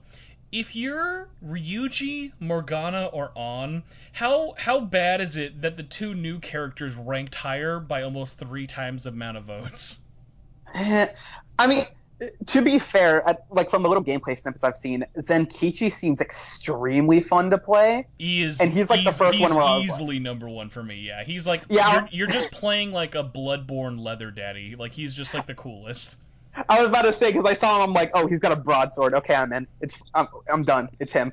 It's funny, like my biggest takeaway from him isn't even that when it comes to his attack style, just because his gameplay is so different in the way that his systems work. On top of the fact of like his guns are like one of my favorite. Of just like, he's just got these hilariously long, long dual revolvers. Pistols. Mm-hmm. Yeah. Let's see. Question number 11. Who did you invite to your Ferris wheel date in Sapporo? Without getting really into spoilers, there's a moment where you can invite somebody. Number 1's kind of, I don't know. I was surprised that Makoto got the number 1 spot, but I was like it was so neck and neck tied with Ryuji and Yusuke, which is what I did. Of like, okay, I at least appreciated that it was like it was very close with like the bro date, because like anytime a bro date is available in games, I always find that like funny. Like, absolutely. With the Hawaii trip. Well, because that's the thing. Like, I guess from a more meta standpoint, like at the end of the day, it is one thing to hang out with your waifu and like get that sweet little moment. At the same time, those are going to be a lot more like cookie cutter, like copy and paste compared to the specific event where you're not hanging out with anyone. Plus, like, let's just be real. Any public situation you can see Yusuke in with everyone else is just really funny to compare. Oh, absolutely. So yeah, that's always a great one. Question number 12. What character that appeared in the game did you like the most?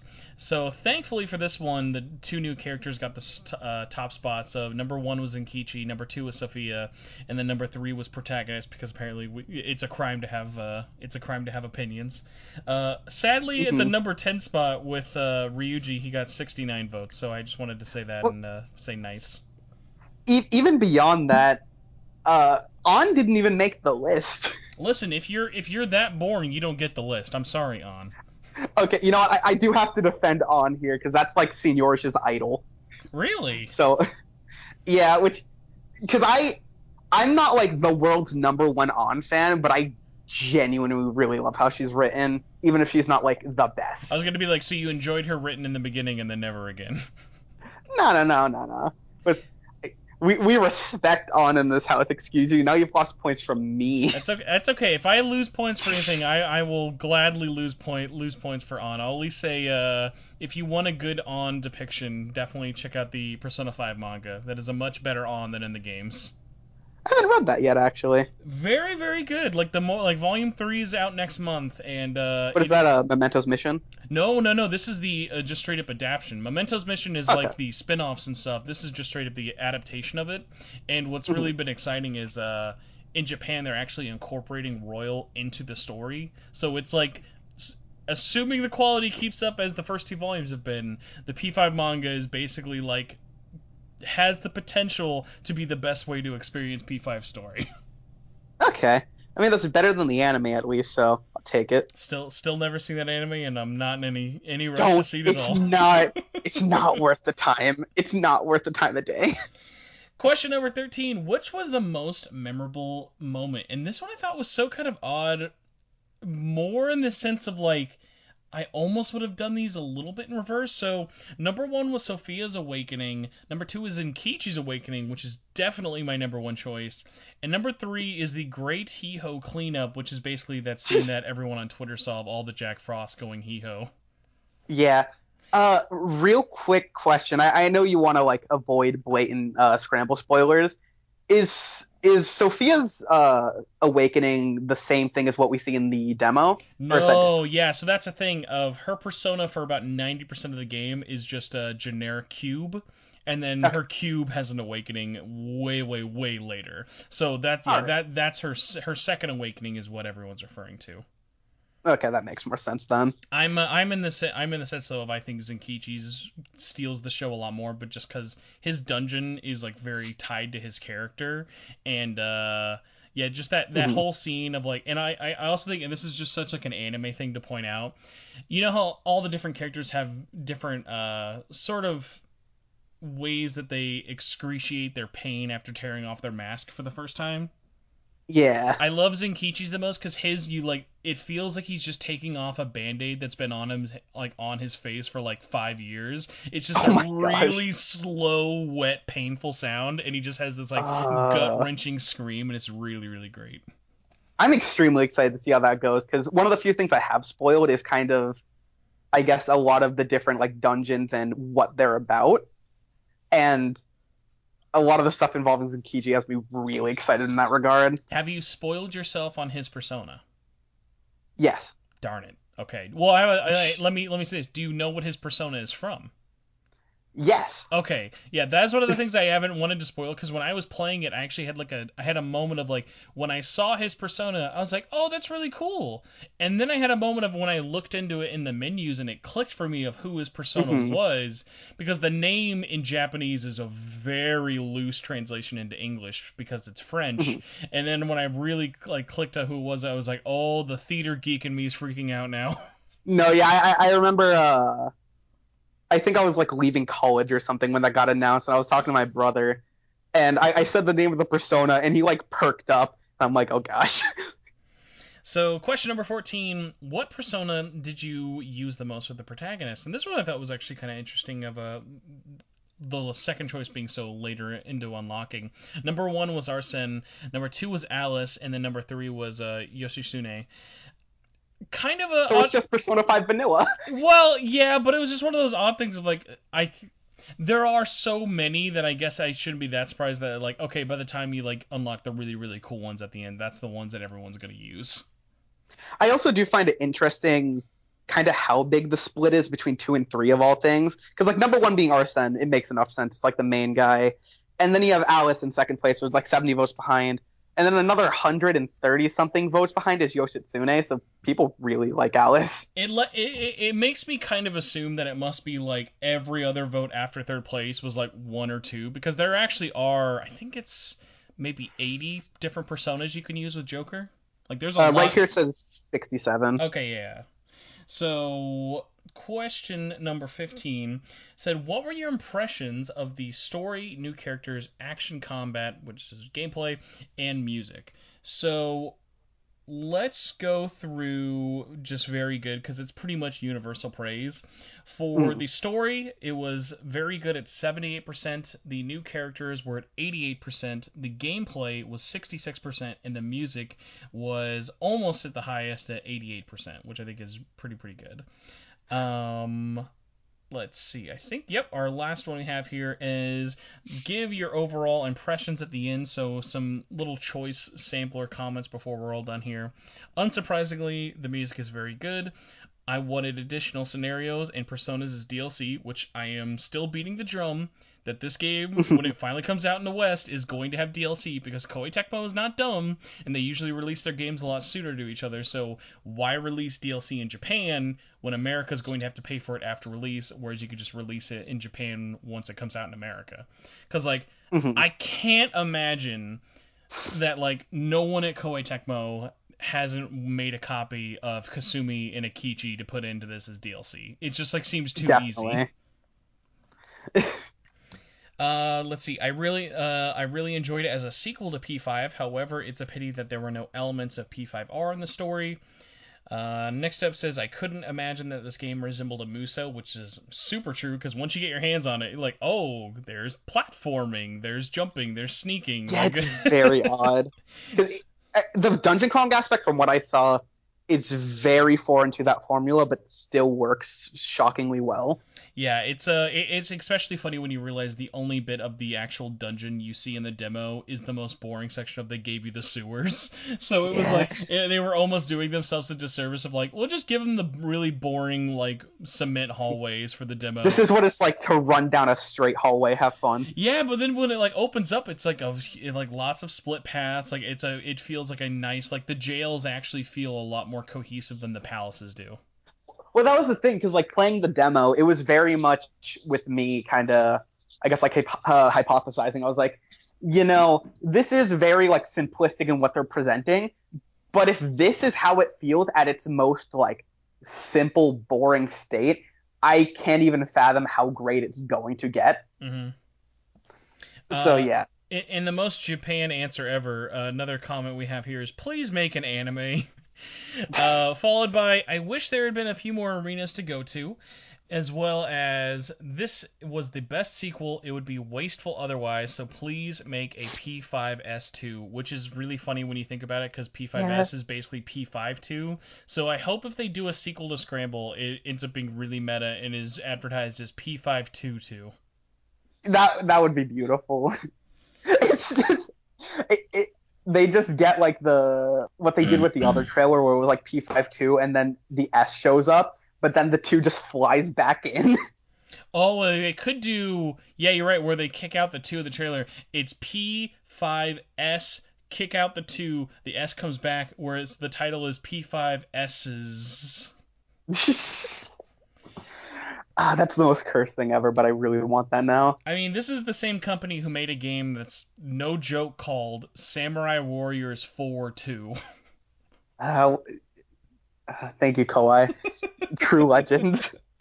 Final little comment said, the level of polish is so high that I want to buy a sequel, which, boy, I cannot agree with that enough, just because, yeah, the amount of polish they put into this game on almost every little aspect of it was just like, man, I hope you guys make more than just this one, because this partnership was just so freaking cool.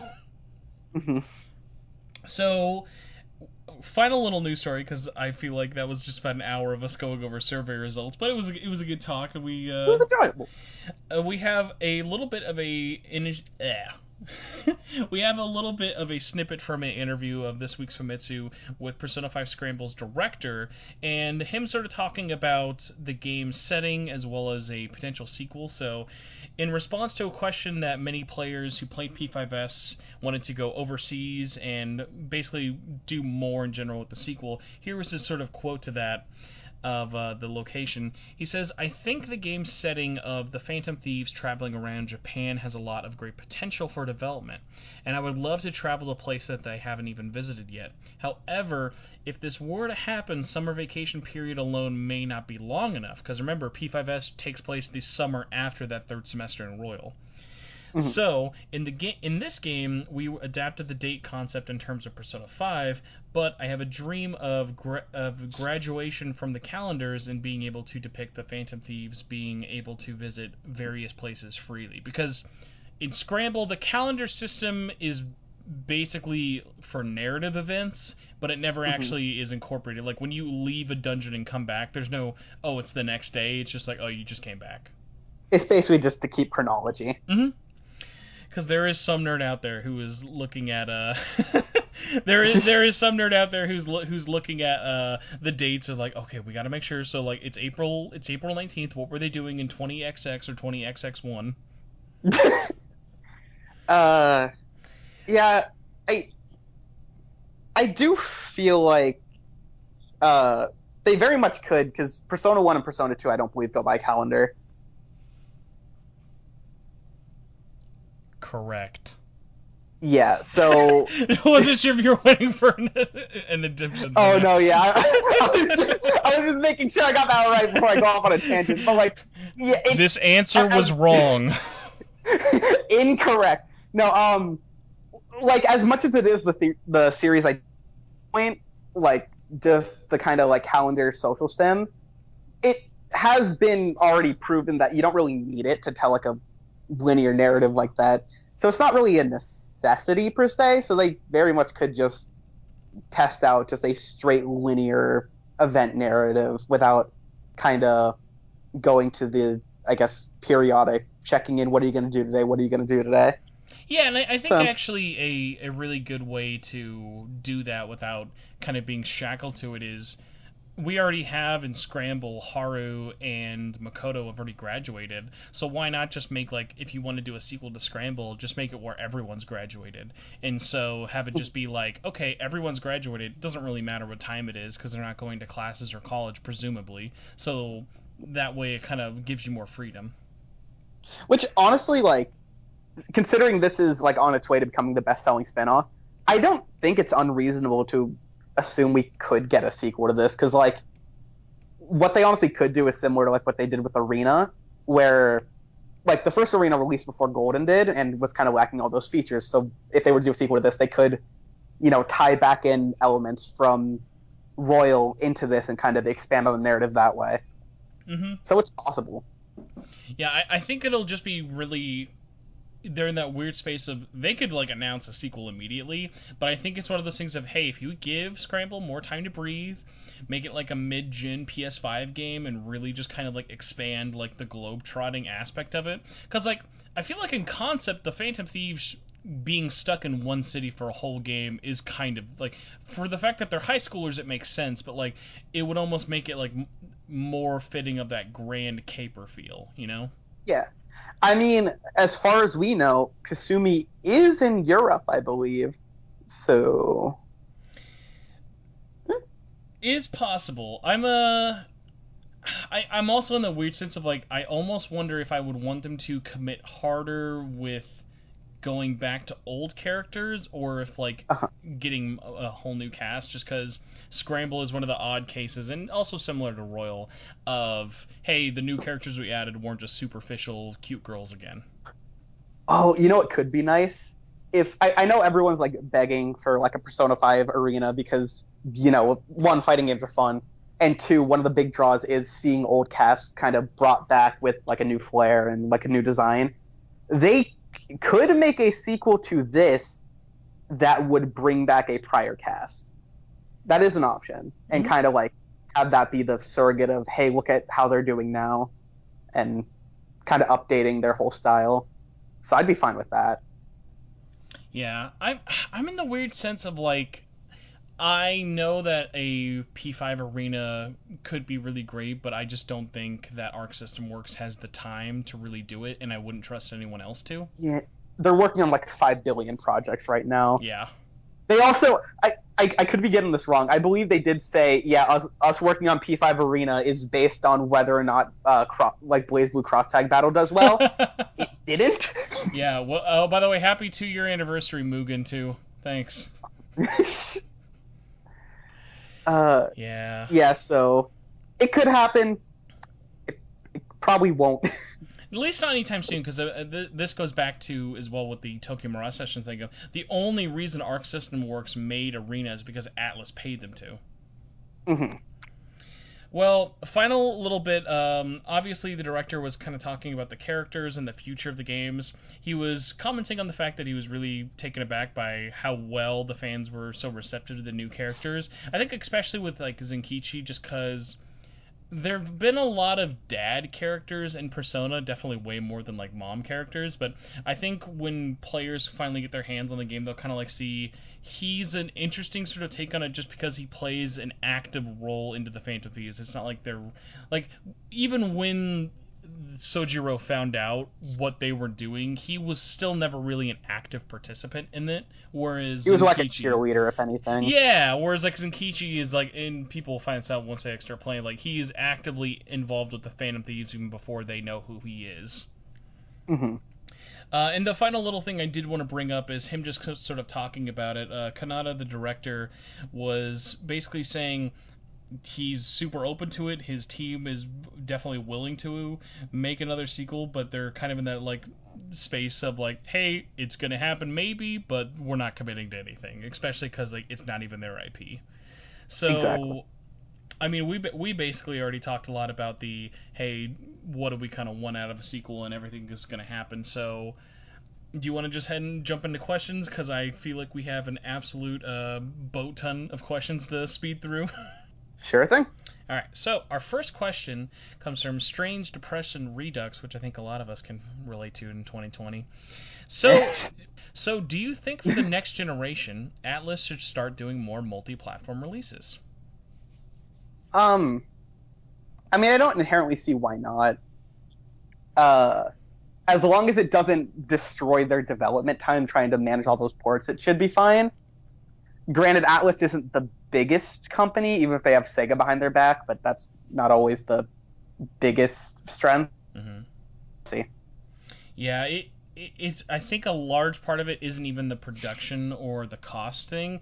I think it's going to be how next-gen sales are in Japan and what they really do in terms of like, okay, are enough millions of people going to be buying a PlayStation 5 at launch that porting something like Scramble or even 13 Sentinels is going to be worth it on day one? Yeah.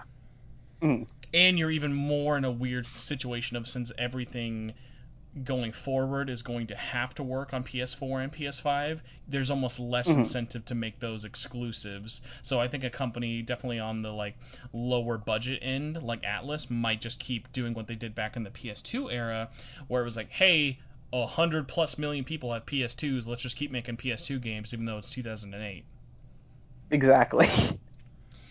Next question comes from Fluffy Jesus, who says, if Atlas were to announce the localization of Scramble at this upcoming event in June, do you think they'll add Royal content now that it'll be out worldwide?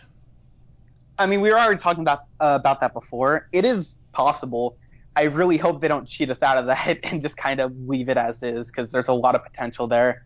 Could be a really easy way to like build up a little bit more hype for launch and say, hey, pre-order the game and you get that first DLC pack free.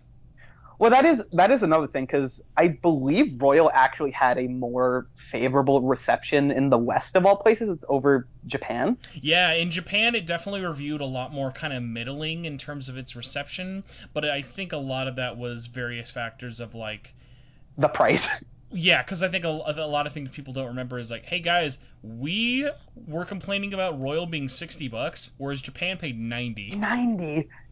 Yeah, so that definitely plays a factor, and there's like a bit more like, I guess, malintent in terms of how they feel about that because of that. Yeah, it's still, it's like, yo man, that third semester blowjob was good. It wasn't $90 good. Yeah.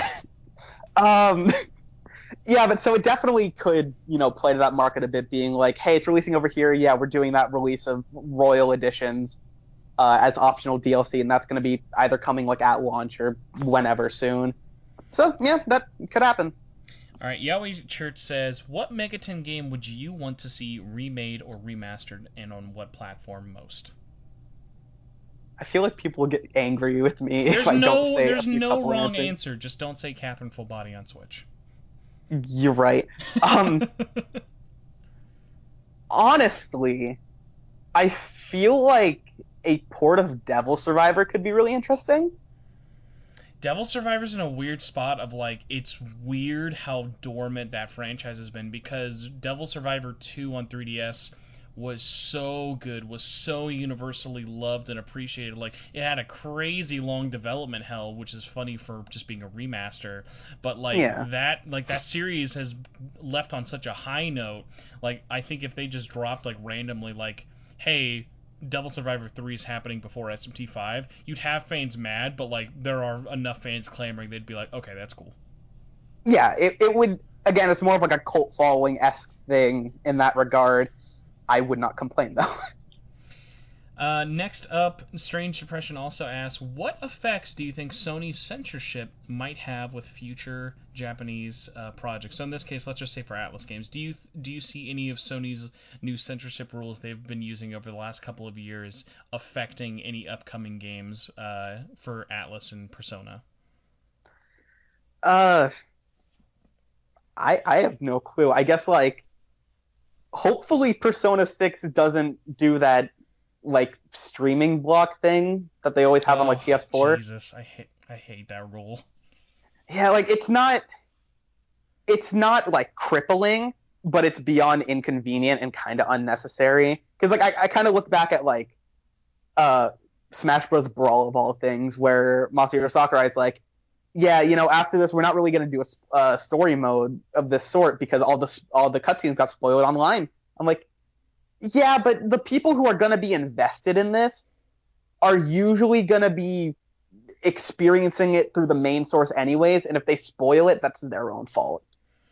Yeah, it's a like weird one of like we all know why you're blocking it, but no one's happy. And like the best way I've seen someone using that like sort of hey, block it, is those companies who are like Square Enix, who like 6 months after Kingdom Hearts 3 came out, and they're gonna do the same thing with Final Fantasy 7, of like, hey, we're only gonna block like the last cutscenes really, or the last boss fight, and then we're gonna patch it out. Whereas Atlas can't get fucked apparently to ever patch their games unless there's like a typo.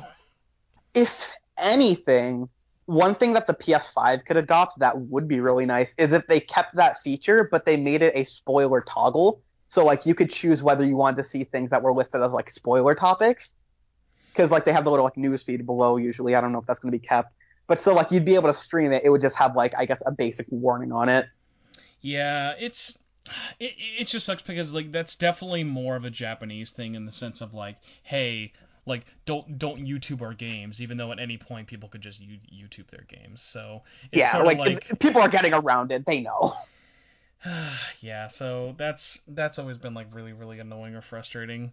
But in terms of censorship, and I think a lot of people don't really know this, is Atlas actually already has gotten a pass for a lot of their things. You've noticed things like there was no additional censorship to Royal when that got re-released with any of their content. Obviously, there's a lot less stuff that would be sort of flagging for their censors, but the one that always surprised me, and I found out they actually kind of got grandfathered in to their stuff that would normally get asked to be censored out, was Catherine Full Body, because that Huh. had an exclusivity deal with Sony.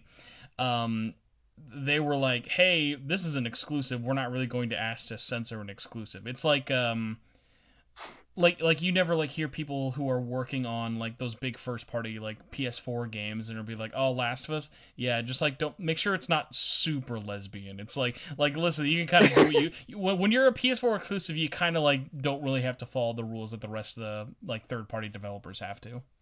Yeah. So, next question we have is from our Facebook group. This one is from Stephen Yip, who says, which route do you think the protagonist in which game took that we ended up getting to this point in 2020? Please help me out. Oh gosh. Honestly, I'm pretty sure God is dead. Pretty What sure. was trending on Twitter today? Like right? Oh, like kill God, kill and dethrone God. Oh my god. Thank you, Fox News. It's like not even a joke at this point, the things that you put on TV. It's Oh no beautiful. no, it was attack and dethrone God. I just love seeing that right next to like slowly building up SMT is trending. I'm like, I'm glad to know we all share the sentiment. It really sucks because like part of me wants to put something in the news about like Scramble or Game Gear Micro related, and then another part of me just wants to be like attacking and dethroning God with Ozzy. Oh my god. Marco says, with the Game Gear Micro being announced and having Last Bible on one of them, do you think there is a possibility that we get these in the States or have the games changed? So yeah, like I kind of mentioned, unfortunately, you're pretty much just going to be like lucky as hell if you get it to begin with, and you're definitely not getting Last Bible. I have no idea really what Last Bible is going for these days for Game Boy, but similar to what you did with Strange Journey, I never really advocate emulation, but like so many of these SMT games have just never got any real easy way to play them now, so it's like, Yeah, have at it, it's kind of guys. an inevitability. Oh my god. The rest of these questions are all going to be from our onslaught of people wanting to know our favorite persona on Twitter. So our first one comes from Fansite, who says, were you ever expecting your video to go as far as it did? Now, Fan, I'm glad you asked that question. When I made my Persona 5 manga review and it only got 40 views after a week of putting it up, I thought, you know what? it can't get any worse than this, and I've just been looking up ever since. So I appreciate you for asking me about my video, and maybe I don't know, Ozzy, do you want to talk about a video you did? He didn't say who that was for, so clearly it was for both of us, correct? I don't know, nothing comes to mind. No, but like I think I brought it up a little earlier. It very much like I kind of just made it out of like a sheer passion, like, this is a fun little idea. It plays to all like the stuff I like in a video. Let's just see what happens. I at most expected like a rare 50K views after like a year. And it kind of was pointing towards that, where it was like, yeah, first few months it just kind of sat on it, like it got like 3,000 views. And then December hits and it's like, hey, it hit 5,000. And January hits, it's like, hey, it's at 20,000. And February hits, I'm like, oh, it's almost at 100,000. Oh gosh. So you're gonna be joining BTS in the 1 billion views by like 2030. Ozzy stands rise up.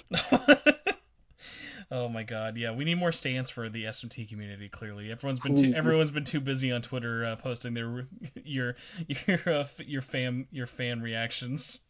Yeah, I mean, why do you think we need to dethrone God? That's clearly what the motive is. Our next question comes from @FiendZeron, who says, "What is your favorite fast food restaurant and your favorite fast food item?" I always appreciate a good fast food question. Steak and Shake. Whoa. Okay, now this is important addendum with it. Are we talking like where you're going? Is it the OG Steak and Shakes, or do you have any of the new remodeled ones that actually don't look like a really crappy 60s diner?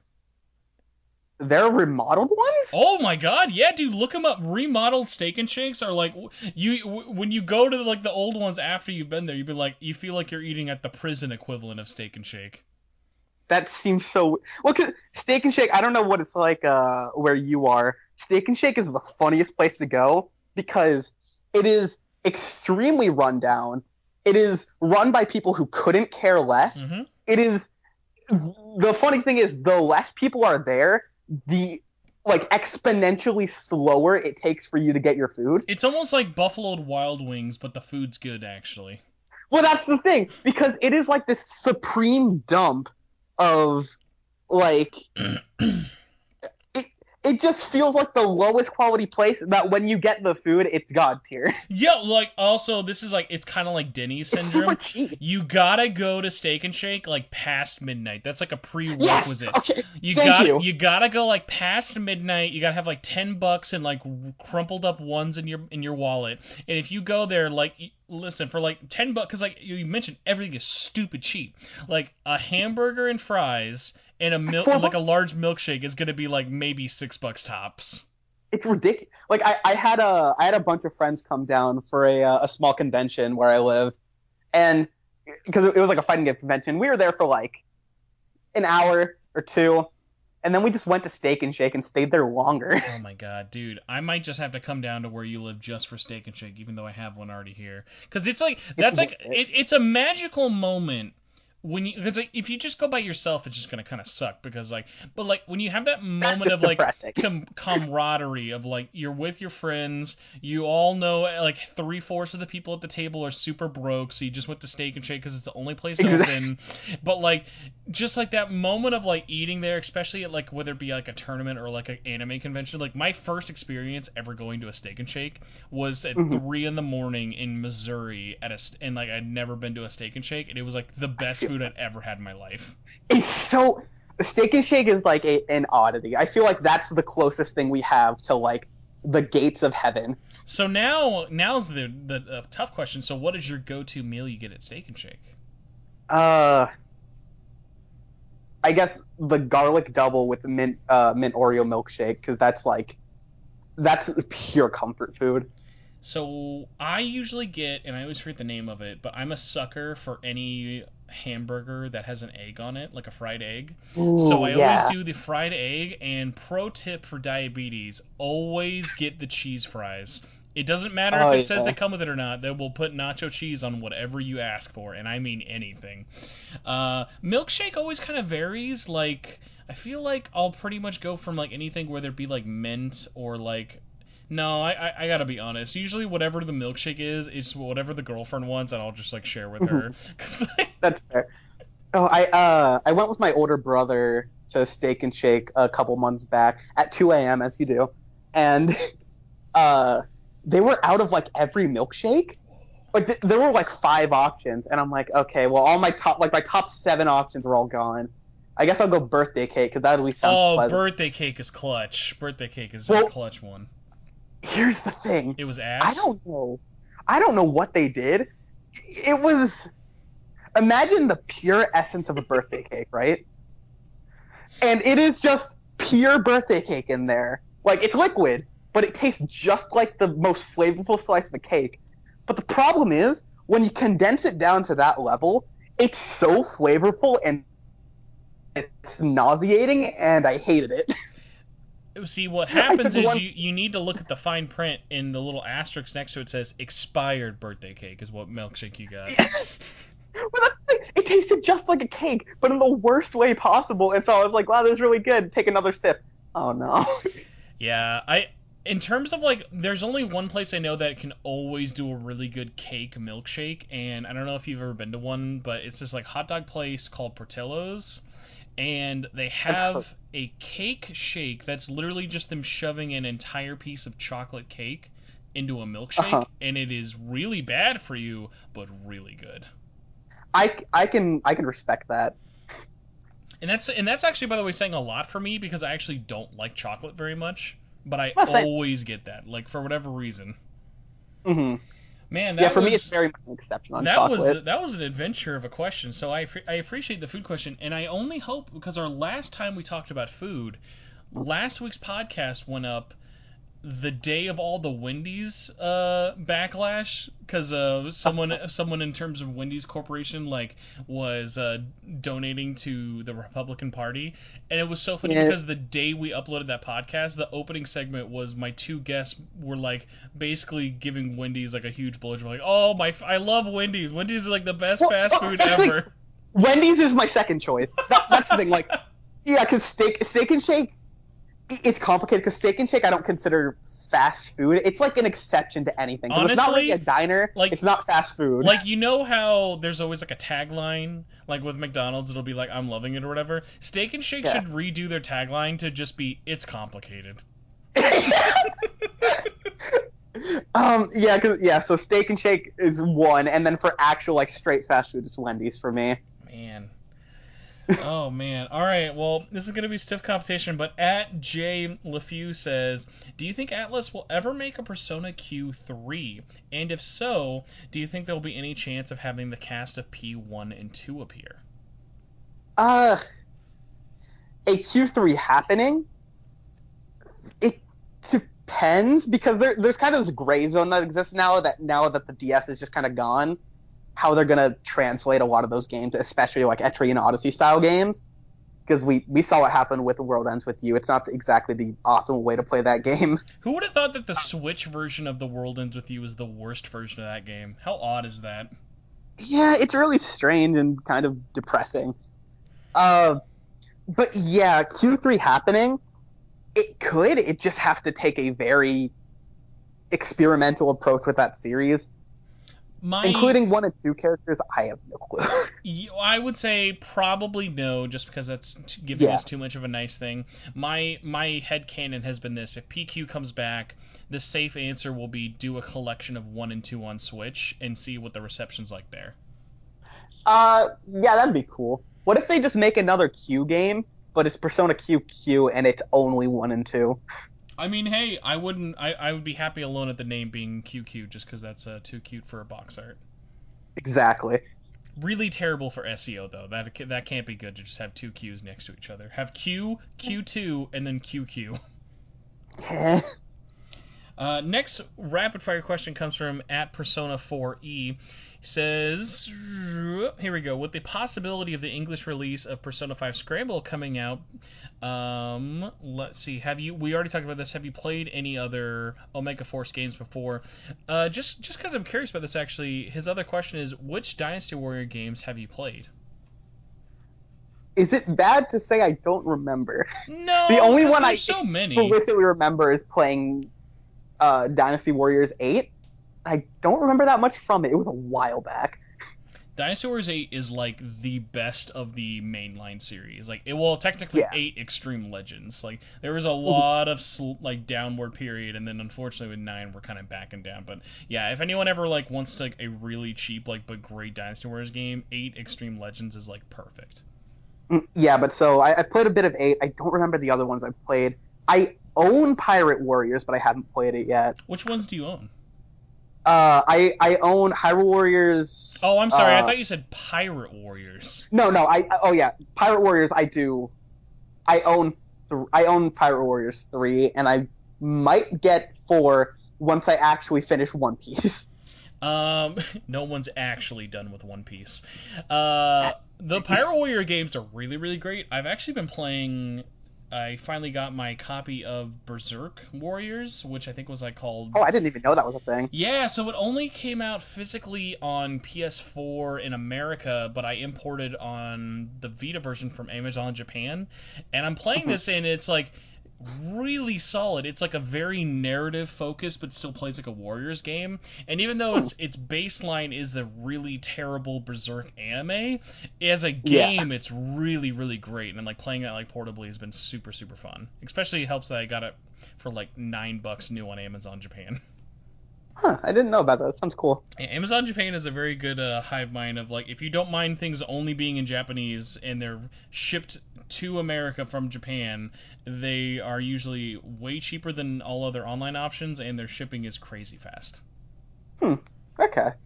Next question for him says, if P5S is successful, would you like a sequel to incorporate P3 or P4 cast members? I mean, I don't see the harm in it. P4 is definitely like a yes in that regard. P3, it's not that I wouldn't want P3 stuff in there. It's just, I feel like a part of my mind is kind of thinking about like, we might be sliding into a phase where P3 could become a bit more irrelevant, like I guess relatively. I think like the fact that Persona 3 had 4 theatrical movies and people forget those happened less than 5 years ago, I think that's a bit of a testament to it not being as big as the fans think. Yeah, so I could very much see 4 happening, like 4 stuff being added. 3, it's also because like 3's plot is in a very different position of like where those characters are and kind of their purposes for being in certain places. Like the ending of Persona 4, like even with all the spin-offs, like the ending of everything after it's all said and done in dancing, everyone happy hug crying at the end. The ending of Persona 3, I fucking hate everything. Everyone's dying. I hate this. Yes, it's a very different circumstance. So if it happens, by the way, that's what makes the concept of Persona 3 dancing just so fucking funny. It's like, what's the last thing you did in Persona 3? Close your eyes slowly on the roof. What does he do next? Dancing, baby. All right. Yeah. Well, yeah, because like Persona 4, even if it like had that contrast of, you know, it has all like the happy stuff, but it's overtoned over like a very grim murder mystery. Persona 3 didn't have those like happy overtones per se. I don't think it's as grim as people claim, but it's definitely it definitely doesn't have Teddy. That's all I'm gonna say. Well, our next question, and already has a follow-up, which I had to like just by reading this. I found it was so funny. You know you have a long name when Twitter hides your at. At K.A. Buckley 3 says, will P5S sell better than Royal in the West? What do you think?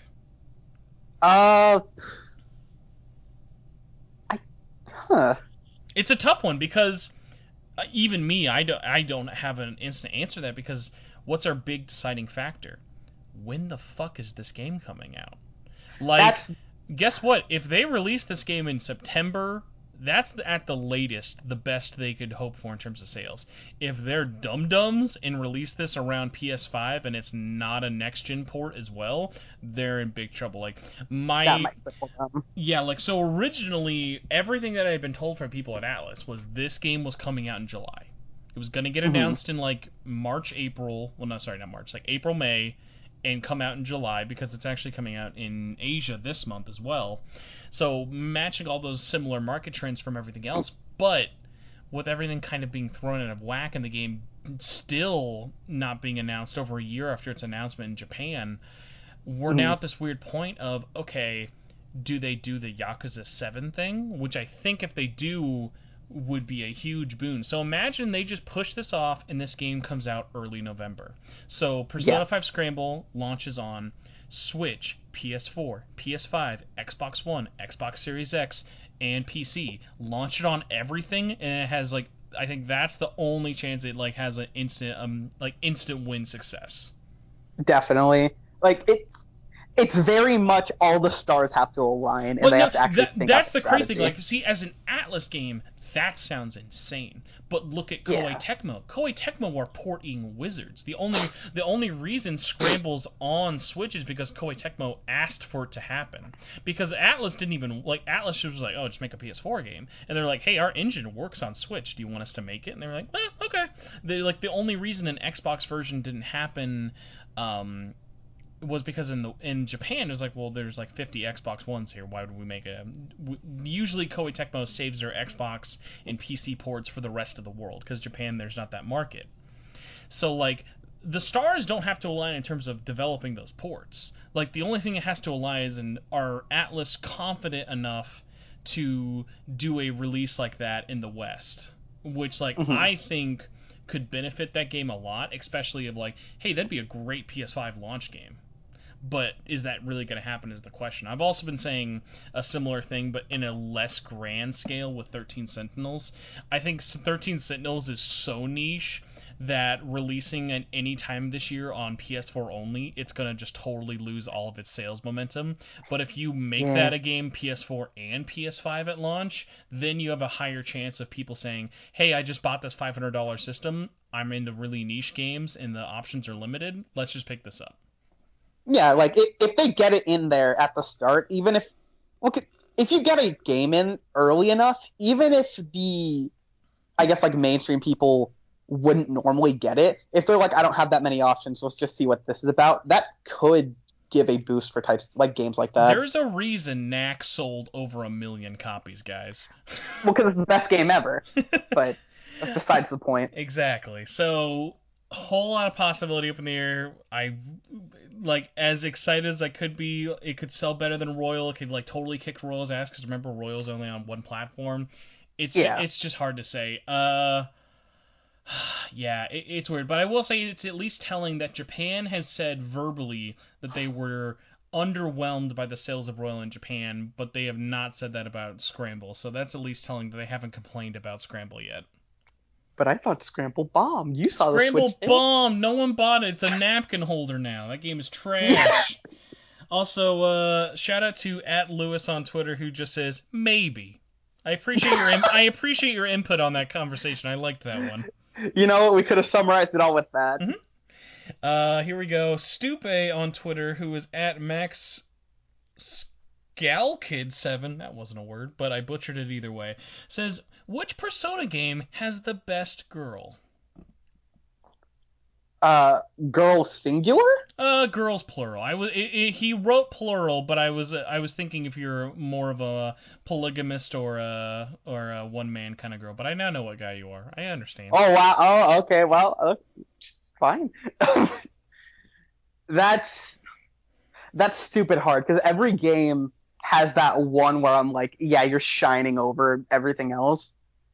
If I have to take a very underrated, from what I can tell, pick, I'm just gonna say P3 if we're talking singular, because Yukari. Many people will be mad about that reasoning. You know what? I used to think that was the case, but no, there are a lot of Yukari defenders out there. The Yukari defenders are hardcore about it. That's a tough one. I always usually bond more with the male characters than like the female cast, so I actually would probably say P5, because while I love P4 more than P5, I probably overall like the female characters in 5 more than 4, and 3 is definitely more of a kind of like a mixed bag, and similar with like 1 and 2 of like, I like for all the characters I love, like Maki or whatever, like there are also characters that I'm just kind of like, oh, you're okay. Like, not that you're bad, you're just not for me. overall, P5 seems to have the most consistent, I guess, like, main cast, if you want to count, like, the party members and social links, at least in my opinion. Mm-hmm. Like, the other games have their friggin' highlights that you could argue, like, soar above P5, but for me, like, I don't see that many people who are like, yeah, this confidant or, like, this party member is just garbage, unless you see the people insisting Morgana sucks. So... God bless anyone out there who is a active Morgana defender. I don't hate Morgana, but I love when people feel the need to actively defend that character. I'm not, like, the world's #1, like, Morgana simp, but... You can't simp a simp, though. That's the one thing. Morgana is easily #1 simp of the whole series. You're absolutely correct. But no, I appreciate Morgana. I love the character. I might inadvertently be responsible for 300,000 people hating Morgana. Just a small percentage to what that character did to its own self, so don't feel too bad. You got a point. Next question comes from @SonicKick2, who says, what other franchise besides Persona do you like that you usually don't get to talk about very much? Oh, gosh. I gotta rack my brain real quick. I guess first thing that popped in my head, Little Big Planet. Freaking gem of a game. Great pick. That series is dead now, though, so. Thank you, Sony. Yeah. What else? Danganronpa is pretty good. There's a lot of overlap between those fandoms. Yeah, Little Big Planet and Danganronpa, a lot of crossover, let me tell you. Yeah. Sackboy and Monokuma just love each other so much. You know, it just... the best pairing in the world. Out of all the weird DLC that Little Big Planet did, I kind of wish that Little Big Planet 3 stayed relevant long enough for like all these weird Japanese franchises, because like Little Big Planet doesn't have a ton of Japanese games representing it, like outside of like Final Fantasy or Metal Gear Solid, because like I bought almost all the DLC for Little Big Planet 1 and 2, and and so like I would love to have just seen like weird costume packs, like because like they got weird ones like the Muppets and stuff, or Pirates of the Caribbean, but like imagine like a really stupid cringy like Kingdom Hearts pack, or like even like a Danganronpa pack. Like I could see it really easy. Mm-hmm. Which that Muppets one was surprisingly fun, by the way. I have to say, if you're a Little Big Planet fan, do you have any experience with PSP or the Vita version? I played a little of the PSP version. I've heard good things about the Vita version, but I haven't played it. Vita version is like the actual third, but like sadly is not recognized as well. Our next question though comes from @JasonStew, who asked, "Do you think we will get a Apocalypse-like sequel for SMT5?" I'm probably gonna steal this from you just because I'm guessing you're a little bit less adversed into the world of what Apocalypse was for 4. I'm pretty aware of it. I just probably can't speak for it as well as you could. So, yeah, it's not a simple like yes or no, because like the whole point of Apocalypse was it was made to be like a definitive edition that just turned into a sequel. Yeah. So it's like we're way too far out to kind of guess if 5 would ever get that treatment. Yeah, because Apocalypse is basically like a Redux, except not actually. We're like at the point now where like when Persona 6 gets announced, the next day people are like, but what will Persona 6 dancing be like? I'm not just thinking of that stupid image, just Persona 6 or 7 confirmed. Thank you, 4chan. I appreciate your all the things you do. Our next question comes from oh, here we go. This is a good one. Morjana XD says, "What is your opinion on the SIU director? You know, the one who you can't interact with, and he's just just gives a bunch of orders on the phone." You know, there are some characters in whether it's be game, movies, literature, where they reach a certain level of realism and depth that exceeds beyond what you could normally like fathom in like, you know, interpreting a character and understanding their mindset. And then you go one tier higher, and that's SIU director, the most integral, important, and memorable character in all of not just Persona 5, but art in general. Literature even. Just cognition. Just basic human thinking. Nothing beats him.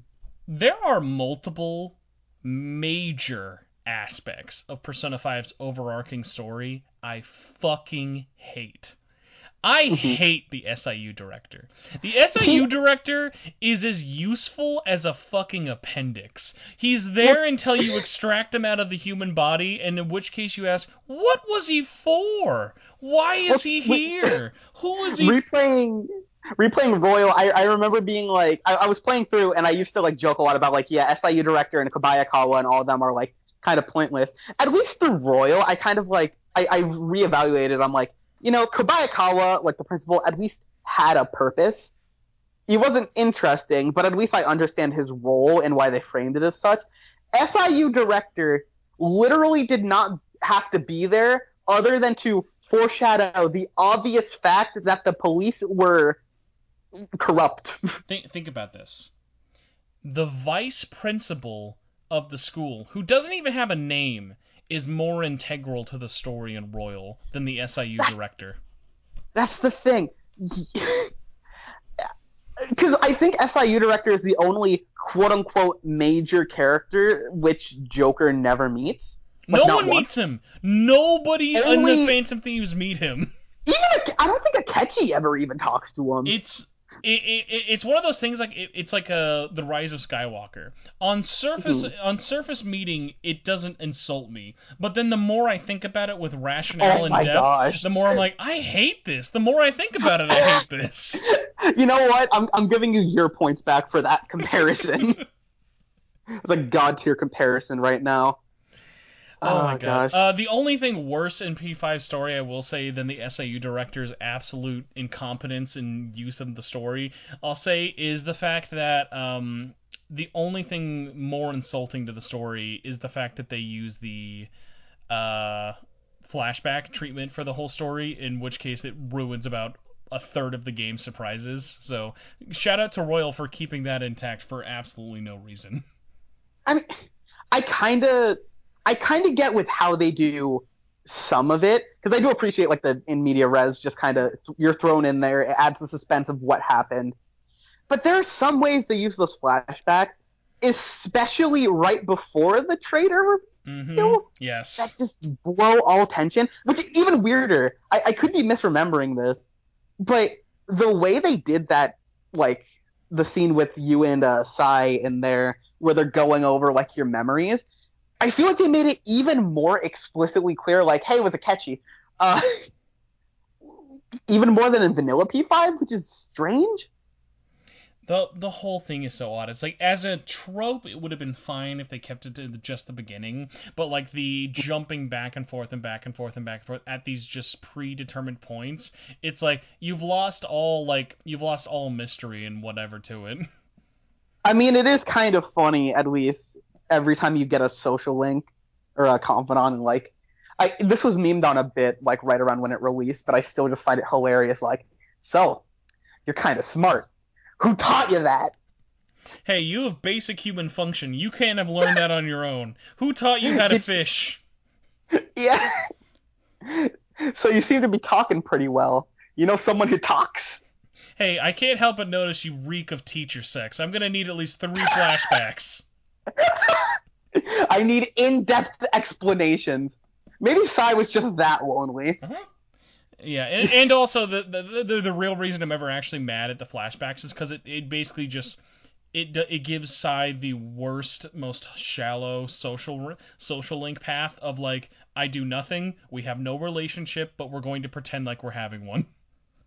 Yeah, I mean, I kind of do like what it's going for, where it's very much like, I guess, Joker's ultimate test, where he's like, yeah, I have to get this person to be on my side in just a couple hours, and like testing his whole like, you know, strength at being able to bond with people. I get that. It's just not really framed in that way. Yeah, and I think also it's exemplified more for me in Royal because they take one of the manual confidants in the original P5 with Akechi and basically turning his into a manually done one into like a masterworks, in my opinion. So then like the automatic ones like Morgana and Sai are just like, they almost feel more hollow by comparison of what they could have done.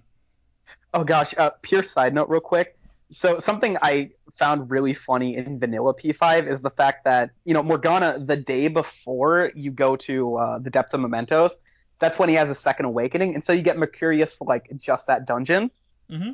So like you have him for a day. And in Royal, I was like, hey, maybe they're gonna like let us stick through it a bit. But they keep the fact that he has an automatic link, which means you still only get Mercurius for a single day. Yeah. Thanks, It's guys. just stretched out, and it's like, hey, here's a new one. Far from the only weird little problems while playing P5 or Royal. Our next question comes from Orbiter12, who says, when do you think Persona 6 will come out? I was talking about this a bit with some people on my server the other day. There were some people who were saying, like, yeah, it's coming out no sooner than 2027. And no. It is sort of funny because, like, I don't think people know this, but, like, do you think the majority of fans are aware that the P5 dev team isn't even working on a Persona game? Yeah, I don't know. It's very complicated in that regard. Yeah, just because, like, if anything, if we're getting a P6, it's going to have to be with the Royal team because everyone's working on either SMT5 or Project Ray Fantasy. Which, like, I'm fine with that team working on it because I honestly think, like, their work with Golden and Royal is obviously, like, in my opinion, like, the definitive versions of those games, and it'd be fun to see them kind of have a lot more freedom, especially after seeing all the new story content in Royal. Of like, when I played through the third semester in Royal, I'm like, why wasn't the rest of this game this well written? It's like these guys need their own game. They don't need like an addendum. That's the thing. So like, because I know the director for Royal, I think they basically like already confirmed he was going to be the one directing P6. Well, if that like, ever does happen. Yeah, as much as they can without saying it's announced. Yeah. Yeah. So if that is being worked on anytime relatively soon, I can see it happening maybe like 2022, 23 at like earliest, unless it goes through another development hell cycle. Hopefully they don't pull another every game they've ever made and release it at like the death of a console's lifespan. So, yeah. So, on a little bit of a less Atlas-related kick, but I actually would be curious to pick your brain for this. One of his other questions he asked was, have you considered opening up a Patreon page? And as someone who's previously ran a pretty well-successful Patreon page for the podcast, but I have it currently on pause, I'd be curious what your thought is of that platform. I've definitely considered it. It's very much, I guess, like, if people show that they want to support something like that, I'm totally down to do that.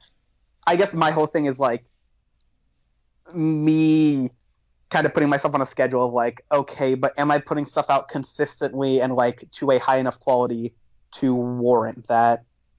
So if people show support for that and say they want to, I guess, support a Patreon, I'm totally fine with that. It just, I don't know. We'll see. I'm in a really weird position of, on paper, my plan was this. Bring back the podcast more regularly with Catherine Fullbody last year. Do it for at least 3 to 5 months or so. Keep it more regular and kind of see if the interest or demand is still there. And then open up a Patreon page or whatever. Back up again. And everything kind of keeps getting pushed back in little weird ways of, like, not me personally. So I'm in this weird camp of, I've had different phases of, like, oh, I'll do it when Royal comes out, and I'll put out my review and launch my Patreon again and be like, hey guys, I'm doing this more regularly if you want to support me. But, like, now with everything going on with, like, the quarantine, and especially with everyone, like, with everything else even happening on top of, like, coronavirus, yeah, I'm now in the point of, like, I feel like I have a job, like, along with this. Like, I personally feel uncomfortable asking money. It feels of people. dirty. Like, it's not like it's a case of, like, hey guys, I'm doing work, I want you to support me. It's just one of those things of, like, man, like, even when I did run a Patreon, like, you would have those moments of people, like, when they would have to drop their pledge amount or just, like, stop paying you in general. It'd be like they would come to me and be like, oh my god, dude, I'm, like, so sorry, I can't pay this month. Like, you don't owe me anything. It's like, I don't want people to feel that way. It's their money. They're not obligated to do that. Like, at the end of the day, my content and, like, yours is being put out free, so you can do whatever you want. It's just, if you're that dedicated and you, like, feel like it should be supported and that you can, then go right ahead. But it's not, like, an obligation. But, like, especially, you know, with COVID going around, like, it still doesn't feel right where, you know, the economy is dead. Yeah, it's like, hey, unemployment's like crazy low, and lots of people are going out protesting and getting arrested and having to worry about bail money. But hey, donate to my podcast. Come on. Don't worry, I'm making a royal review. It's fine. It's a goodie. You know you're going to want to hear this. Mm-hmm. So, yeah, like, for me, it's still definitely something I actively think about and plan on doing in the relative future, but I don't know, in my head, I've kind of thought, depending on how world cataclysmically ending, or maybe if we're lucky, good, the summer ends up being, kind of seeing where things go from there, and probably just, like, when the world feels less shitty, probably ask people for money then. Yeah. Because actually, I'm a little bit more in a different position than you are with yours, because I actually have, like, hosting fees. Mm-hmm. So it's like, I'm actually losing money doing this, but, like, I don't mind it because it's just something I enjoy doing, and having, like, it more available on, like by hosting, like, each episode of the podcast and stuff. It's just it's also more on my thing of, like, hey, I like to do this weekly. Hey, I also like to talk for 2.5 hours. So it's like I'm also doing it to myself. Yeah. It is kind of funny, especially when, like, I love when people kind of get surprised the fact that, like, I do this show every week, because some people would be like, isn't there, like, no news or whatever for it? But it's like, you can always find something to talk about, like, nothing, even if it's just, like, in the slower times of things. Like, I love getting people who are kind of cursory related to it, whether it be, like, I'm going to invite, like, a friend who's, like, a game developer on, even if they're not, like, making a game like this, or, like, they're inspired by games like that. It's just kind of fun to, like, have those conversations, whether it be, like, content creators or just people who play the games as fans. I guess, like, a little behind the scenes, going into this, I was like, I was a little anxious where I'm like, you know, I have no clue if we're going to be able to, like, bounce off each other well, and, like, if we'll have that much to talk about, and after, like, an hour or something, it's going to end, and it's going to be really, like, eh. And then you brought up Steak and Shake. Exactly. Everything just fit together. That's one of the things I really love, having those moments when I talk to people, whether it be, like, for interviews on the show or not, of having really, really fun, like, moments. Like, one of my, like, highlights, I've probably said, like, a million times in the show, but the one time I ever actually did a episode of this podcast with Lotus Juice, I remember I basically had I had to beg him, well, no, not him specifically. I was, like, begging, like, his agent or whatever who was with him, like, just give me, like, 5 minutes, as much time as you can give me. I would be super, super happy. But, like, we were, like, bouncing off each other for, like, almost, like, the better part of an hour, just, like, talking about, like, all sorts of stuff for it. And it was just one of those things. It was like, when you kind of get in that rhythm of, like, yes, on paper, I'm like, hey, I'd like to interview you, or hey, I'd like to talk to you, or, like, invite you on the show. It can kind of sound like, okay, is it going to be, like, NPR level of just question, answer. And most of the time I always try and focus it more of, like, it's a conversation. Like, I'm bringing you on here for a reason. I could talk into a microphone about myself for hours on end, but God knows nobody wants that. Mm-hmm. Well, because, like, I put out a tweet about this recently where I'm like, hey, who are some people who, like, you would want me to collaborate with at some point, just, like, out of curiosity. And my whole thing, like, other than Seniorage, who's, like, already, like, a close friend of mine, I haven't really collaborated with anyone, because my whole mindset's usually, like, what if, like, one, there's the whole thing of I'm a decently, like, small creator, I guess, my perspective. And so, like, I don't want to be, like, pushy on people where it's like, hey, you want to do something? But also I'm like, what if I, like, suggest this and we just don't play off each other well, and it's just like, oh, well, we're screwed. See, I not to bring it down too much, I kind of have this, like, weird thing of, I've been trying to reach out and work with a lot of people for, at least say almost 3 to 4 years of kind of doing this in terms of getting different people on, whether they be like other creators or like voice actors and stuff like that.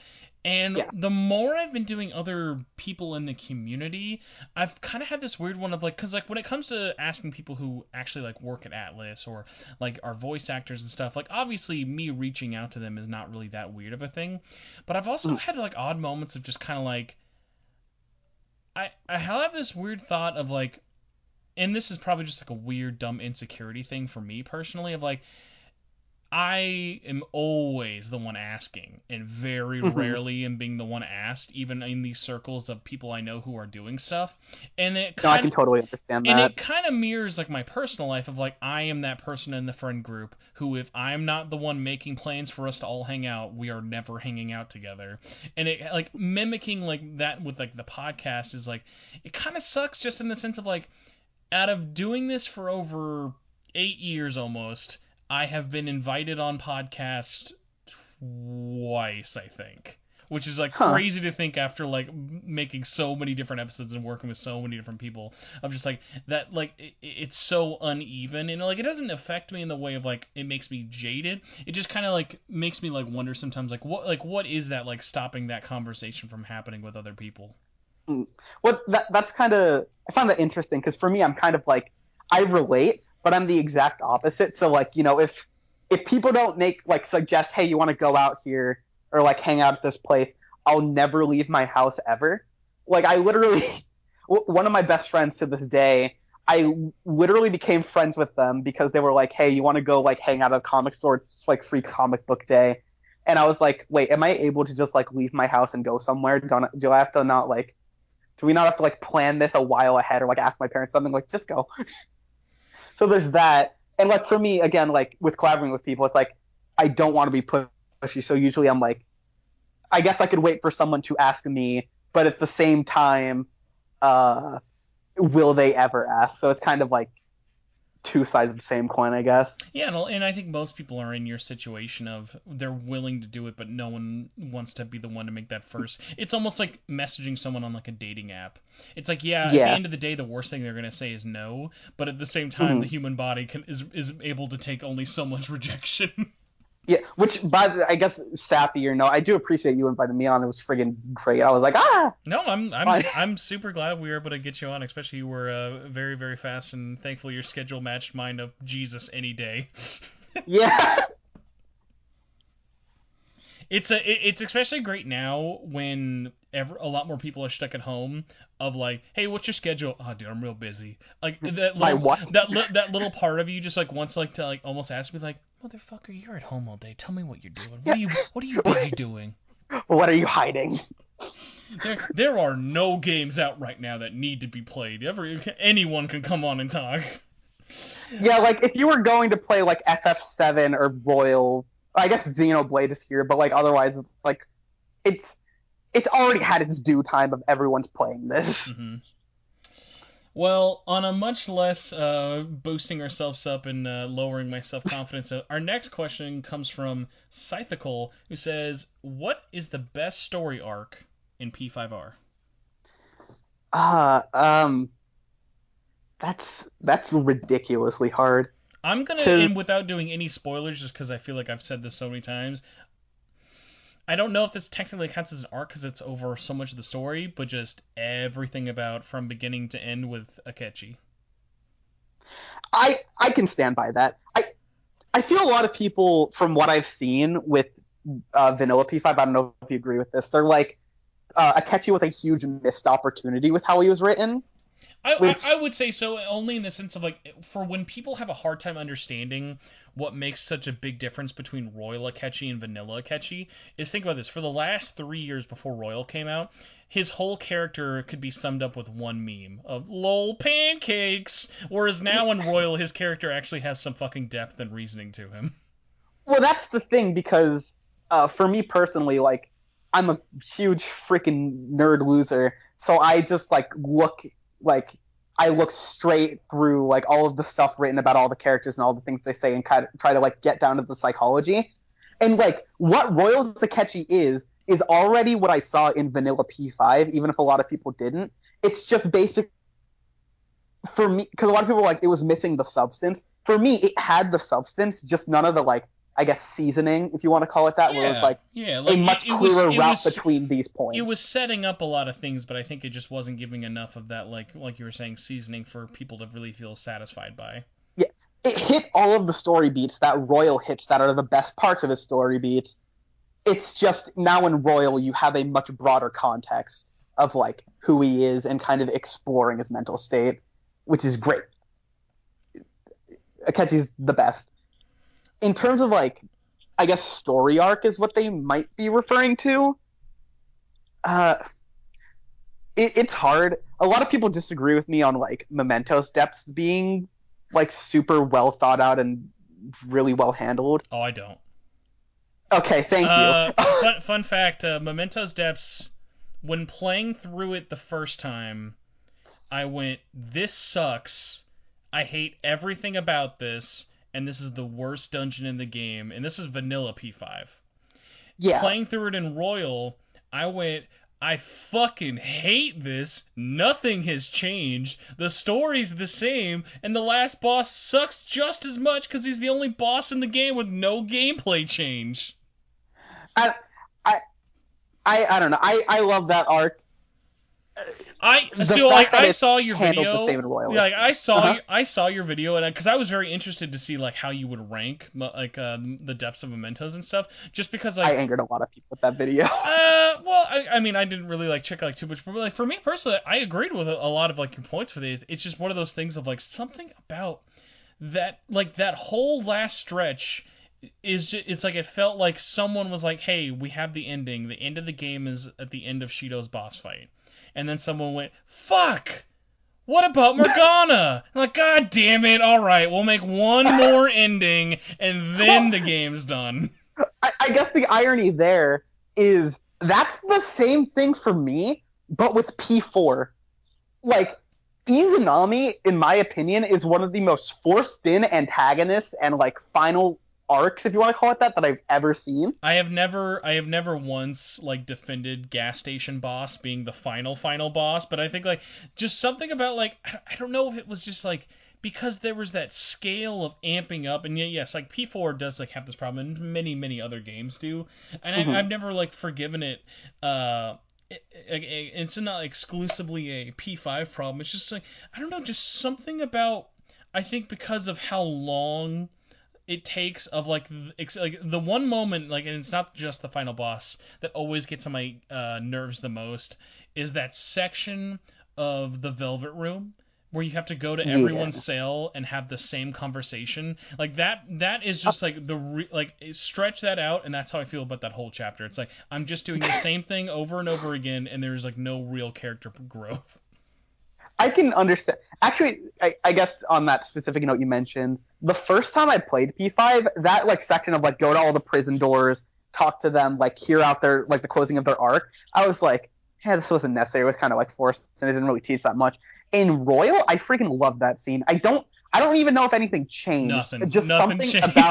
about something about the context shift made me appreciate that scene way more. One of my favorite memories was I beat Royal's vanilla ending, and I was texting Gnarly, and I just texted him. I went, I fucking hate this game's ending. I hate it so much. Because, like, you gotta think about it. Like, in my head, I have no idea what the third semester is going to be. So, like, I'm going in with the lowest expectations possible. I'm so mad that the last chapter of the base game has been entirely unchanged.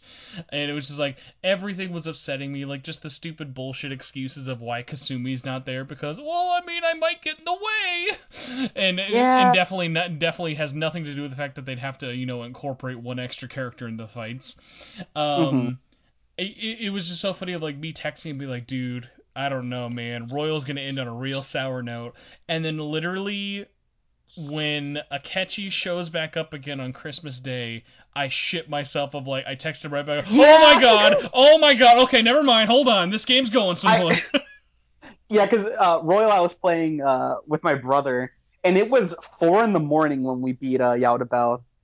And we were dead. Like, I love that ending, and I was like, yeah, woo! But, like, we were just kind of dead out of our minds. And then Akechi walks in, and he literally jumped out of his, like, bed like a cat. And he was like, oh gosh, it's happening. Yeah, So, I think I have like a video on my phone of me basically hype camming myself, like seeing this dumb boy walk up to us at the end. yes! Boy in a big trench coat. Oh wait, no, he was wearing a stupid polo. But yeah, I guess to actually answer the question we were asked, it's, I guess, a tie between Kamoshida and, am I able to say the third semester palace owner's name? I have no clue. Oh yeah, you Should can. I'll leave it vague. Third semester. Yeah. I was like, if you didn't say he was the third palace owner, you could have said his character arc, but then yeah. Yeah, I'll just say Kamoshida's palace and the third semester arc. Those two. Basically, Royal especially has like a much clearer fantastic start and fantastic end. Mm-hmm. Next question, and this one I'm actually dying to know myself, is from Shud129. Oh my gosh, Shud. Why is Ozzy real? I ask myself that sometimes.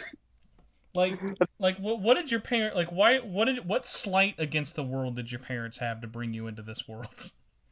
Well, funny story. So when whatever theoretical guy was, creating me, he was like, it would be funny, and then time skip. Oh my god. Here we are. Time. That was actually like that's your whole like mental state right now. It's coming out of the womb and doing this podcast 3 hours in. That's where you're at. That's your whole headspace. It's really wild. This is just what I almost have to ask just for myself. Floof Fluff Pup says, "What does it mean to be an Okumura stan?" Because I guess for full context for the people watching who haven't watched my stuff. So yeah, my first video was about Okumura's palace and why it sucked. And in Royal, I am in like the 0.001% who thought that Okumura's fight was actually really good. No, I agreed with you as well. Until I was doing my review, I didn't know that people hated that fight because I just did it fine with no issue. And then like when I did research into it, because it's really easy to be like, there's no problem with the fight, or the other people who are like, this fight fucking sucks and it's terrible. The only real complaint you can say about the fight is that it's poorly balanced. Like depending on how you played, that fight's going to be either great or terrible. Well, that's the thing, because one of the biggest complaints I see where people are like, yeah, it's poorly designed because it's easier on Merciless. I'm like, that's not a problem with the fight. That's a problem with the difficulty balancing. That's not the fight's fault. Mm-hmm. That's the difficulty's fault. Yeah, like I loved that fight. I thought the new additions were great. I thought actually incorporating a cognitive version of Haru was like masterpiece. All right, you know what? You're part of my clan now. Welcome to the club. The white guy clan. Let's go, baby. I don't think we should say white guy clan. That might. We meet up in our big hoods and pitchforks every night. Thursday night, 2 a.m. steak and shake. Yeah, and just talk about Okumura all day. And that's where the Okumura stands table is. That's what it's like. Yeah, but so that was just my little joke, because I'm like, wow, Okumura's palace isn't even my least favorite in the game anymore. I guess I'm just number one Okumura fan now because everyone else hates this fight. So that's just sitting in my bio like a tumor. I love actually though, just honestly talking about, especially with all the changes Royal did, like people either being more positively affected or negatively affected by some of these palaces, because the changes are like so kind of, they're either super gradual or just like super big, up to the point of like, oh, you did all this work, that's great. Like Okumura's palace feels like it was entirely thought through differently. Like I remember when I saw that huge section of where you had to trail all the different like leagues of employees and stuff up the ranks, and like it's so much better. Yeah, like that whole section when you see it's like a third of the size now. Like I just went, oh thank God. Yeah, because before it used to be like a mini labyrinth with like loading zones before, and now it's literally like 2 straight hallways. And now finding the weaknesses is like funny as crap. Yeah, but like Okumura's and Kanashiro's were both changed a good bit, and I'm not complaining. A little bit of a addendum question for him. He did ask, on a more serious note, though, what was your favorite addition to P5R? Uh, that's a huge question. Like, when you think of all the gameplay changes alone, let's just make it just gameplay, because we've talked a lot Yeah, about because story. For just gameplay, like, which one stands out to you, like, the most? For me, this is kind of a weird one. I... I really liked the fact that... And I know this is, like, kind of an odd one, but... Okay, no, I was going to actually mention the different shadow changes and stuff, but honestly, uh-huh. the biggest change for me is just Showtime attacks. It's such a Showtime's it's super it's fun. such a great little addition for it, and they like never got old for me. Yeah, okay, because a lot of people complain about the difficulty in Royal, like being stupidly easy, which it is. I'm not even going to deny that. It's like way too easy. But I didn't care because every fight was just like, it flowed super well. It was just like a treat every time. And like, just had this hype moment, especially when a Showtime finally appears and you're like, yes! Um, yeah, but for me, if I had to pick my favorite feature, it definitely is Will Seeds in terms of like gameplay.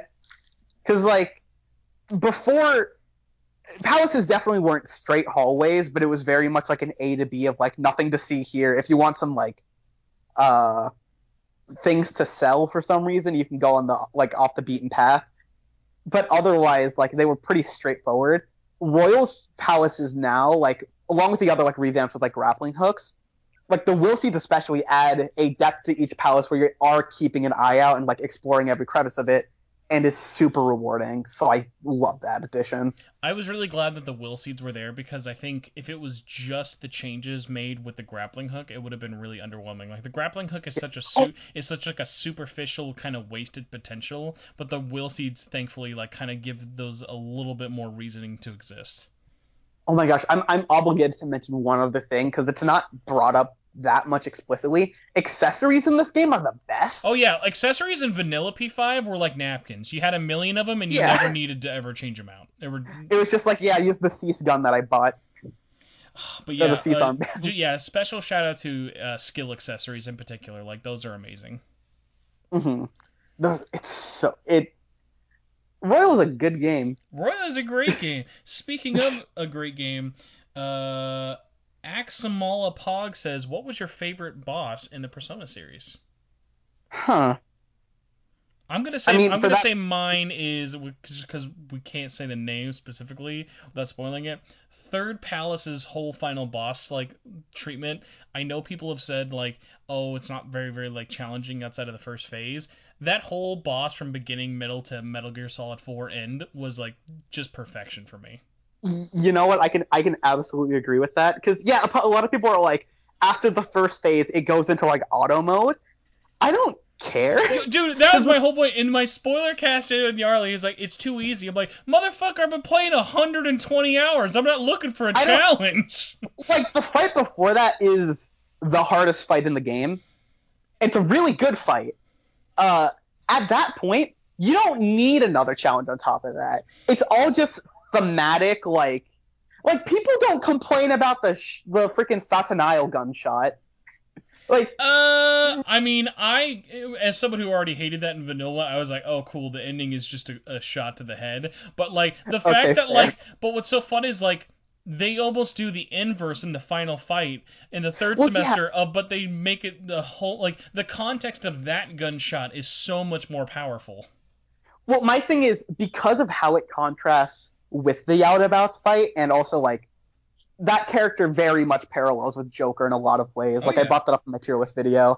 Like it has that kind of like you understand their perspective, and it adds this drama to the fight. And especially with, like you said, the MGS4 comparison, or as I said in my spoiler discussion review because I'm a terrible person, Naruto Ninja Storm 4.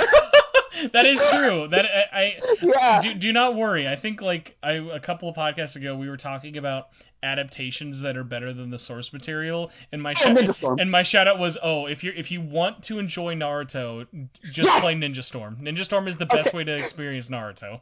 What I tell everyone is read the full like original Naruto manga, and once you get to Shippuden, just play the Ninja Storm games, and that's the best way to experience that series. Yeah, like you can almost like if you look at my Naruto collection, you can like tell when I gave out of each of them. Of like, I have every manga volume of Naruto. I think until after the Gaara arc in Shippuden, I have everything past the Chunin exams on DVD, and then I just have all the games and all the steelbooks. Just like, okay, yeah, but the Storm's that's how I experienced it. I can absolutely respect that. Yeah, but that final fight is insanely impactful, and that's definitely the best one. I can't even entertain the thought of any of the other ones, because like even that first phase is basically the Okumura fight, but better. Oh yeah, and like the context as well once you're done. Like the little thing that I always give them such credit for in that fight is the moment where that boss is just, depending on who your party member is, having that final plea with all of them is so great. Like who was your final, like who was you in your final party at the end? Akechi, Makoto, and who was it? Maybe it was either Yusuke, Haru, or Kasumi. I forget which, because I was alternating a lot. But yeah, that's super, like, just, it hits. Speaking of things that are hitting, the real Usan just wanted to say that I love you, and puts a picture of a cat's nose. Just wanted to throw that in there, because it's been a long 3-hour show, so people love you. All I'll say is, I know who that is, and I'm just going to give a non-visual thumbs up and move on. I just want to know it took a lot of restraint for me to not get jealous at not getting tagged in there, so just pass that along. Would have been nice to be at least considered for the love. Listen, you deserve all the love too, don't worry. Let's see here. Trying to think of any last little good things to ask. Oh, here we go. Just because I actually need some explanation of this, if you understand this at all. Seniorish, a person we've been bringing up, says, "Why do you keep killing On?" Seniorish knows what they did. This is their fault. And that's all I'm going to leave it at. I don't know if you've actually ever brought this up, or if this is like something that I should know beforehand. What is it? Is he just like super into Toko, or is there a reason Toko is the avatar you portray them with? I mean, they're super into Toko. Beyond that, the expressions with those sprites match up so much with their personality that we were like, because with that second video when I was deciding like what am I gonna do, because I had my little like my crappy stick figure drawings, which quick note, in the Okumura video those were meant to be placeholders that an actual artist who did my Twitter profile picture, he was gonna do ones in that style, and it's really good, but he got busy and didn't have the time, and by then I had gotten weirdly attached to the stupid placeholder stick figure, so I'm like, I'll just go with this. So that's why those are there. And then for the second video, I was like, should I draw something? Screw it, I'll just use Toko sprites. Like, it fit way too well. I will only say this. I don't know what this says about your guys' banter, but my biggest takeaway at the end of your Palace ranking video was, you know what? I bet it'd be really fun to do a Danganronpa spoiler cast with this person. Listen, I'll send the word to them because they can talk hours. Oh my god. So let me see here. Getting all of the meme answers. I think we are actually done. So then this means, at least in terms of stuff we've covered.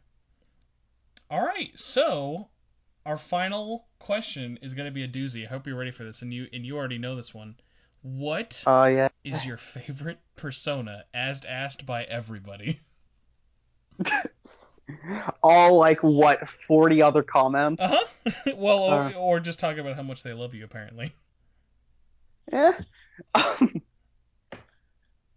We've had all this time to talk, and we mentioned that this was going to come beforehand. And we still have no idea.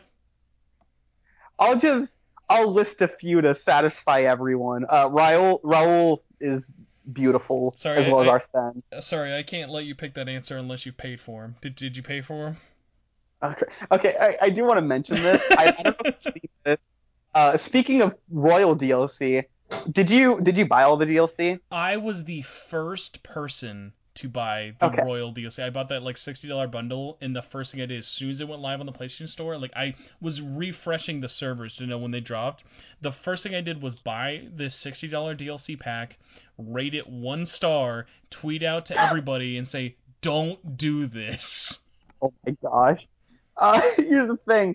So I think the worst part of that, because very much so, it's like if you're a fan and you just want those extra goodies, I guess. Is it worth the money? No. Did I pay for it? Yes. Do I have the money to spare? No, but I did. But one of the things that bugs me is in the photo for the whole pack, there's an image of a red Morgana car.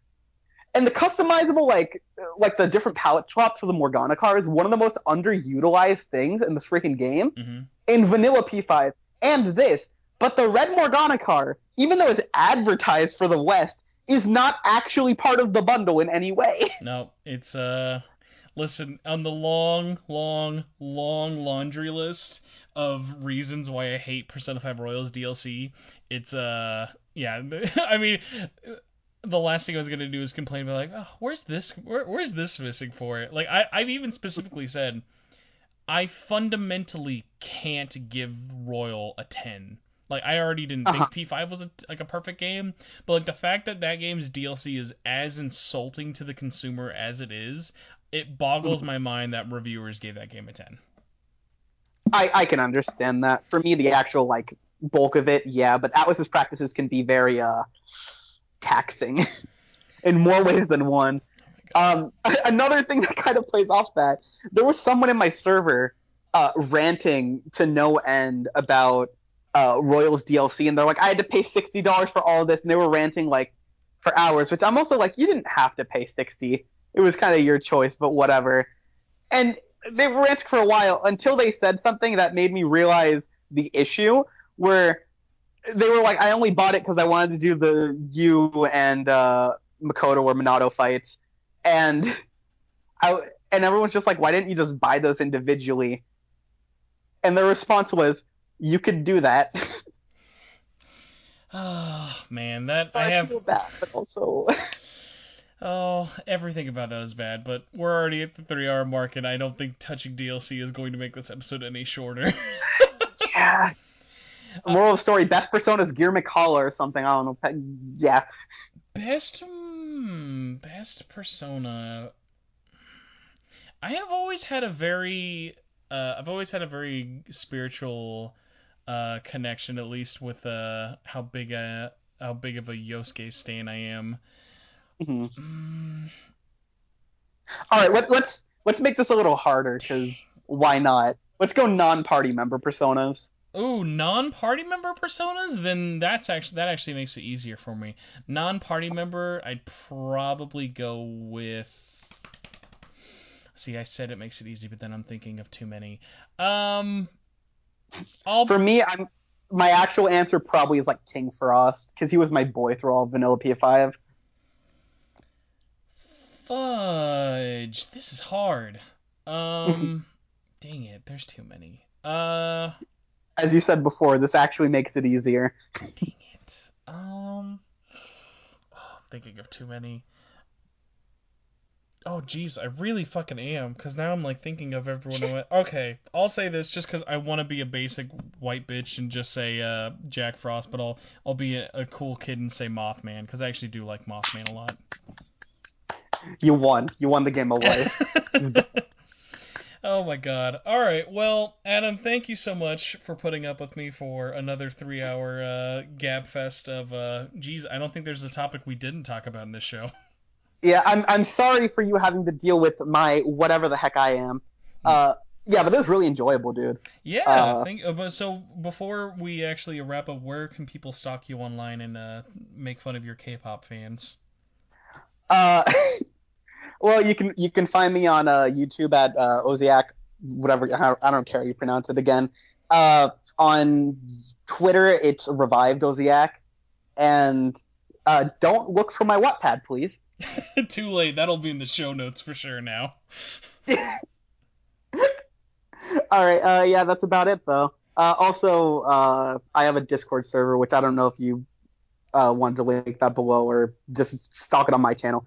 Yeah, I'll have all that stuff in the show notes below for everybody because God knows no one is ever going to remember a Discord link verbally.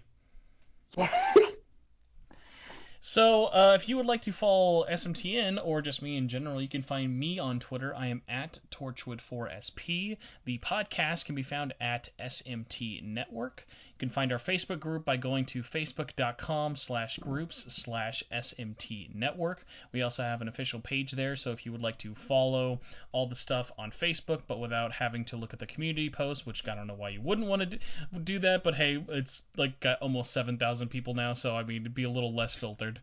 Let's see, you can subscribe to the channel by just searching Shin Megami Tensei Network or by looking up Spencer Presley. Besides that, I think that is about it in terms of upcoming stuff anyone might be aware of. I'm still working on my review of May's hottest JRPG. No, it is not Xenoblade Chronicles. It is Utawari Ramono Prelude to the Fallen on the PlayStation Vita, because of course it is. And yes, that is a real game, in case anyone thought I just mumbled for 30 seconds. That is a real name of a game. Utawari Ramono. But yeah, so that review should hopefully be up by the end of June, because God knows once I get The Last of Us, I'm not going to want to play anything else. But besides that, we will be back next week with what should be a special guest. We're going to have the awesome people from the Velvet Network back talking all about the Catherine full body demo, because now that game will be playable because of the Japanese demo, and I wanted to get a fellow Catherine fan in here so we could basically complain for a whole hour about why is this port coming out. Understandable. I'm one of the weirdos who's like, listen guys, we already got the Japanese exclusive Catherine port on Vita. You don't need this other port. You're good. We're good now. Yeah, but final takeaway from this discussion: give Spencer money on Patreon. He wants it. Give him your money. I said at the beginning, I said at the middle, and I'm saying this at the end. I need your money more than any other charitable donation right now. I don't think there's anything else going on in the world that would demand money more than a little like I'm a 4 foot tall man, than a man in Kansas talking into his microphone weekly about niche Japanese video games. I mean, nothing is more respectable, honestly. Oh my god. Well, before I say any other very tasteless jokes that'll definitely get me canceled later, we should probably end the show. Adam, thank you again for putting up with all of this for the last 3 hours. I will let you say goodbye then. Alright, see you people. Be cool, don't die, eat your vegetables, tell your parents you love them. If you don't have parents, I'm so sorry. And go do something else with your time after this. This is a lot of time. Too much of me. Goodbye.